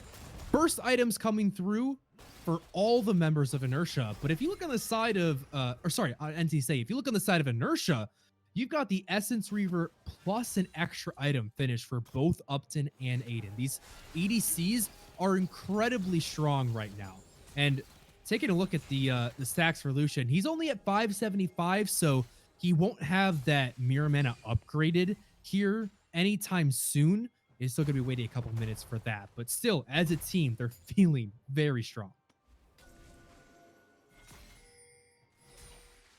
And so now the Vision Dance begins. 30 seconds for that Infernal Drake. Casca's going to come out really early from Kessler. And now he's going to be missing that cooldown. Curtain Call opens up. Kessler is in trouble as Bob Timer's got his number. Bob and weave. He put on his dancing shoes this morning, but it's not enough as he can't dodge a rock to the face. Bob Timer is able to take him down, and Jungler missing. And Jet and Upton caught out here. Two really important kills for NC State. And that means they're going to have complete control over this dragon. Won't be Soul Point, but they are going to pick up their first Infernal Drake.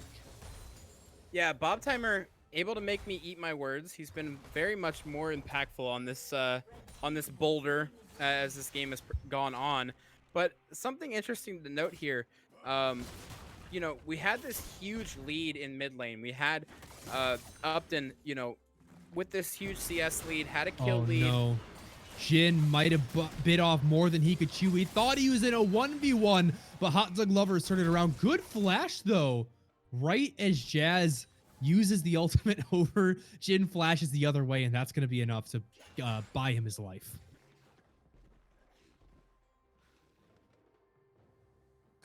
And that is very crucial because, I mean, Inertia just lost a couple of key members right before a big objective. If Jin had gone down there, it wouldn't have met the Baron, but it would have opened up the potential for NC State to move into that area, to set up some good offensive vision, and to really take control and at least start to threaten the possibility. They don't have the fastest Baron taking because of the Jin, but if they were to start it up, they have a really good team fight. And Bob Timer with his ultimate up would mean a very easy turn if Inertia were to face check that. So pretty crucial that Jin was able to stay alive, means that everything I just talked about is all purely hypothetical and won't actually come to pass. And it is just going to be Inertia shoving out their waves. They're prepping. They're looking for an opportunity. That Enchanted Crystal Arrow does find Hot Dog Lover. Ooh, good ultimate there by Kessler, is able to pull him back in. But the Aftershock is going to keep him tanky. Teleport coming through. So far, it's a 1-for-1 trade. Jungler for support. Bob Timer has teleported in. Jungler down, though, means that the Baron becomes a possibility. Jazz, he's looking for something. Big ultimate available with Bob Timer. He has so much armor. The Frozen Heart completed alongside the Sunfire Cape. So much value from that Frozen Heart when you're going up against not only a double marksman composition, but a composition where all of the gold has been funneled into that double marksman. That ultimate is not only going to apply a lot of damage, a lot of CC, but it's also going to cut the DPS of both Upton and Aiden significantly. Yeah, I would have to agree.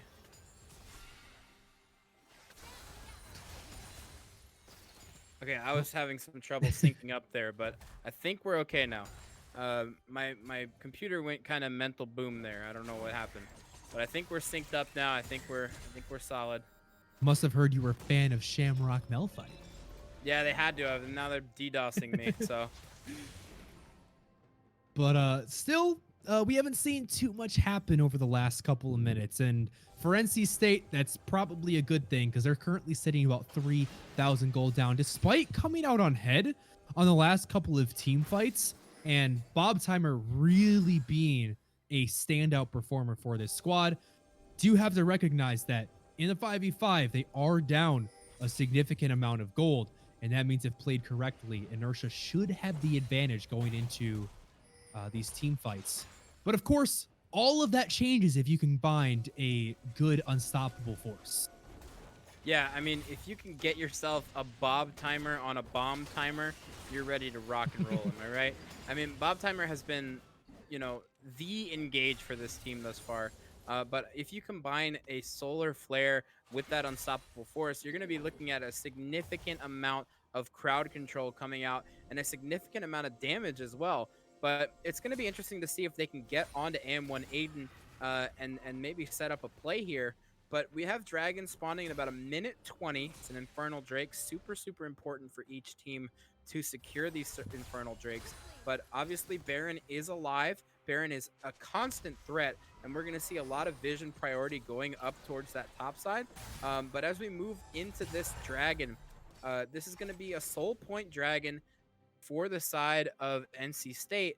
But on the flip side, you want to deny that soul point if you are Inertia, and you're in a position to do so with about a 3.2k gold lead in your pocket.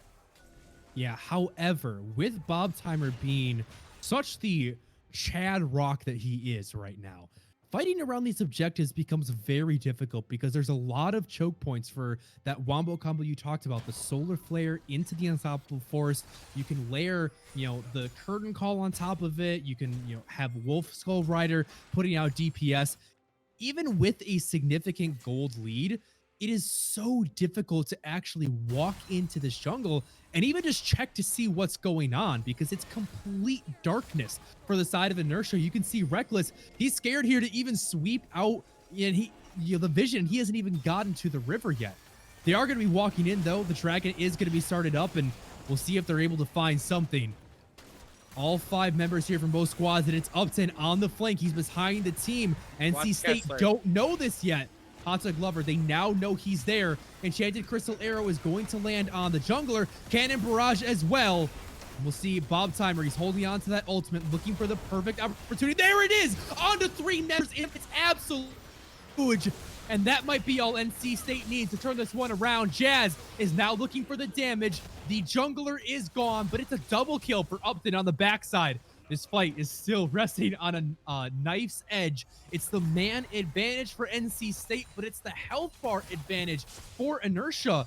And it looks like they are going to give up the Drake, but they find the stun onto Upton, and it's going to be the shutdown coming through from Robert. Jin does not have the damage to solo that Drake fast enough, and now staring down the barrel of a 1v3, he has to walk away, his head held low in shame, as Bob Timer is just going to make sure that he gets nowhere near this pit.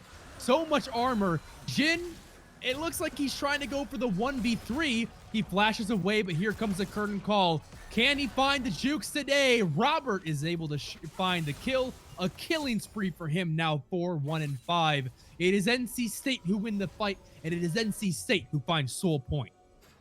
Yeah, NC State able to turn around a big fight despite being down in gold.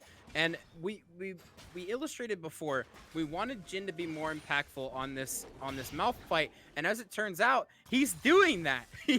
He's basically just turned around completely from what we saw in this early game where he was not doing much, and he's hitting 3-man ultimates. He's zoning off carries. I mean, he is doing everything you could ever ask a Malphite to do in this game thus far, and this is why we were so hyped for this pick in the first place. But you look over at Original Robert, you look at Jazz, they both have a significant amount of gold in their pockets now, and you're almost dead even with Aiden now. You're only 500k, you're only 500 gold back if you're Original Robert against AM1 Aiden, and now we have another engage coming out in the mid lane. And all that damage makes it oh so easy for them to do things exactly like this. Diving past the tier 2 turret. Oh, Jax is gonna fall to the last tower shot. And we'll see Upton, he's gonna just come in to try to cut the wave and protect the turret. But it is still 3 kills going over to NC State, and that means that the Baron is free game. Yeah, the Baron is free game. Now, they don't do it particularly quickly with this Jin, but you don't really have a lot of people to test this. You don't have a jungler, but on the flip side, Jin can put out a significant amount of damage if he can get some barrel chains going. They're gonna try, but he's already caught up. He's CC'd, and he's taken down Upton. He's gonna try to lead NC State on a wild goose chase, do what he can to pick up every last piece of gold, and just be a nuisance. Just try to buy time. We'll see if maybe he can make it all the way around to the turret and find an execute. Oh! Oh, he's Seen actually it played. running down. He doesn't even want to go for the execute. He's trying to get the straight up escape. But as soon as he's tagged up here, all hope for that is lost. He stops the Baron with this play, but actually that's pretty big. The fact that NC State chased him all the way across the map not only means they don't get the Baron, but Yeah. they give over control of the pit too. Yeah, but we have a dominating Jhin, which is a huge deal if you're NC State to deal with. Sorry, if you're Inertia to deal with. Especially with no front line. Yeah, you have an 0-8 Gragas, where I expected this Gragas to be a huge pick, and in the early game did really well, hitting 2-3-man body slams, but just hasn't had the entryways that this Graves has had, and hasn't had the amount of setup that NC State has had, and he's just so far behind at this point that he can't do any damage to Bob Timer whatsoever, only sitting on 2 items total, and now we're turning on to the Baron. Inertia look like they want to contest this one. It's going down very slowly, but Upton is nowhere near this fight. Reckless tries to go in for the steal anyway, but he's just going to trade his life over in the process. Curtain call going to be opened up. Jhin, he's tagged up. He's slowed down. He's going to follow the Wolf Skull Rider. And now Bob Tyner, he has the ultimate, and there's the 2-man knockup. And Upton, as soon as he respawns, is going to go back to an early grave. It's 4 kills. It's the Baron. It's now a 4,000 gold lead, where 5-10 minutes ago, they were down 3,000. NC State have completely turned this game on its head, and they are looking primed to take this game in a game number 3. Look, all I'm saying is this may be Shamrock Malphite diff, okay? That's all I'm going to say here. I'm going to say it's just Bob Timer diff. If a player can make Shamrock Malphite look good, that is a damn good player in my book. No, you got a point. But on a serious note, this has been a really, really clean comeback for NC State. And this game has been very, very back and forth, which is what you want to see out of a Game 3, especially out of 2 very good teams in their respective division. And this is a battle for first place. This is a battle for the #1 seed in the Mountain Division. And, you know, should either of these teams take away anything from this game, the fact that you went to 3 games in the first place means that this is set up for a really good playoffs. And here, Kessler is just being bullied. I mean, like, Malphite is just straight up being like, hey, Kessler, give me your lunch money. You don't get to play this game anymore. Hot Dog Lover is going to find very close to going down, but it just doesn't matter. NC State is so ridiculously fed right now that they can do absolutely anything they want. And this is definitely looking like it's going to turn into a series win for them. And going back to your point, Mikey, about this being the battle for first place, I want to once again remind you guys, this is a single round robin. This is the only time in the regular season that these 2 teams will play each other. And so this is a very important match. You know, if you ignore if you take the mindset that there are going to be no upsets, this is the battle for first place. And right now, NC State are just making it look easy. Their game 1 went a little, their game 1 went well. Their game 2 is a little bit more iffy, but they turned it around and they look so damn good doing it. They don't even need the Infernal Soul. They're going to end this one in 32 minutes. Mikey, what a game. Series by both teams, super well played by both sides, and I'm very, very, very happy with how things went today. You know, when you're looking at a team like NC State, you don't really have a lot of weaknesses on that front. You know, they're just a very well-rounded, solid roster, and they really showed that off today. They didn't have any holes in what they were doing, and they executed things the way they needed to go. Bob Timer was an absolute rock, no pun intended, in the top lane. But, you know, the story of this was you know, it was An1 Aiden versus Jazz, right? That was the story going into it. Well, as it turns out, neither of those guys really made the impact that we were looking for, and it turned out to be original Robert and Bob Timer show. Yeah, it absolutely did. And without looking at the graphs, Mikey, I'll give you one guess as to who did the most damage in that game. I am gonna go. Wait, am I not supposed to look? Now, don't look. I want you to guess. Bob Timer. You're absolutely right. Despite the fact that Jazz got 10 kills in that game, it was the mouth bite. It was the boulder that put in the DPS and carried his team to victory. We've been hyping up the mid lane all series long, but at the end of the day, it ended up coming down to a Bob Timer diff there in the top lane. I mean, even in their losses, he was looking really good. He was able to take a mouth fight, a pick that should by all means just be a wet noodle meatball that we don't see anything from in the first 35 minutes, and then maybe he gets a good ultimate later on and soaks up some damage. And he turned that role into a hard carry performance in 2 games from the Malphite and the Maokai. So, like, honestly, MVP of the game, despite all the focus on the mid lane that came out this series, I have to give it over to Bob Timer. It's an absolute Bob diff, guys. It's an absolute Bob diff. Bob Timer's the MVP of this series, and really well deserved by him. Really well played in both their wins. But you know, for Inertia Gaming, there's a lot to build on for you guys. You guys played this series admirably. It was a 2-1, against the team that is now the first place team in your division, and you can take solace in the fact that you were competitive in this series and that every game you were at least battling for it. So just know that and take solace in that, and you guys keep on fighting. I very much hope that in the postseason we get to see these 2 teams match up against each other, because that was one hell of a series that we got to watch. But that is going to wrap it up for us here on the broadcast. As thank you so much to everybody who tuned into the show tonight. We saw a lot of awesome faces in the crowd, a lot of hype, a lot of fans, and we do this for you guys. And thank you to you, Mikey, as well, for bringing me on to the UCL to welcome me into your family. Got to give a big shout out as well to our producer behind the scenes, Nightclaw, to Hyper for doing all the work that he does in Upsurge. It has been an absolute blast. But make sure you guys tune in next week for the UCL. Make sure you guys tune into the Upsurge's other leagues as well. Follow them on all their socials so you can stay all up to date on everything that's going on. But that is going to be all that we have. Good night, and we'll see you next time.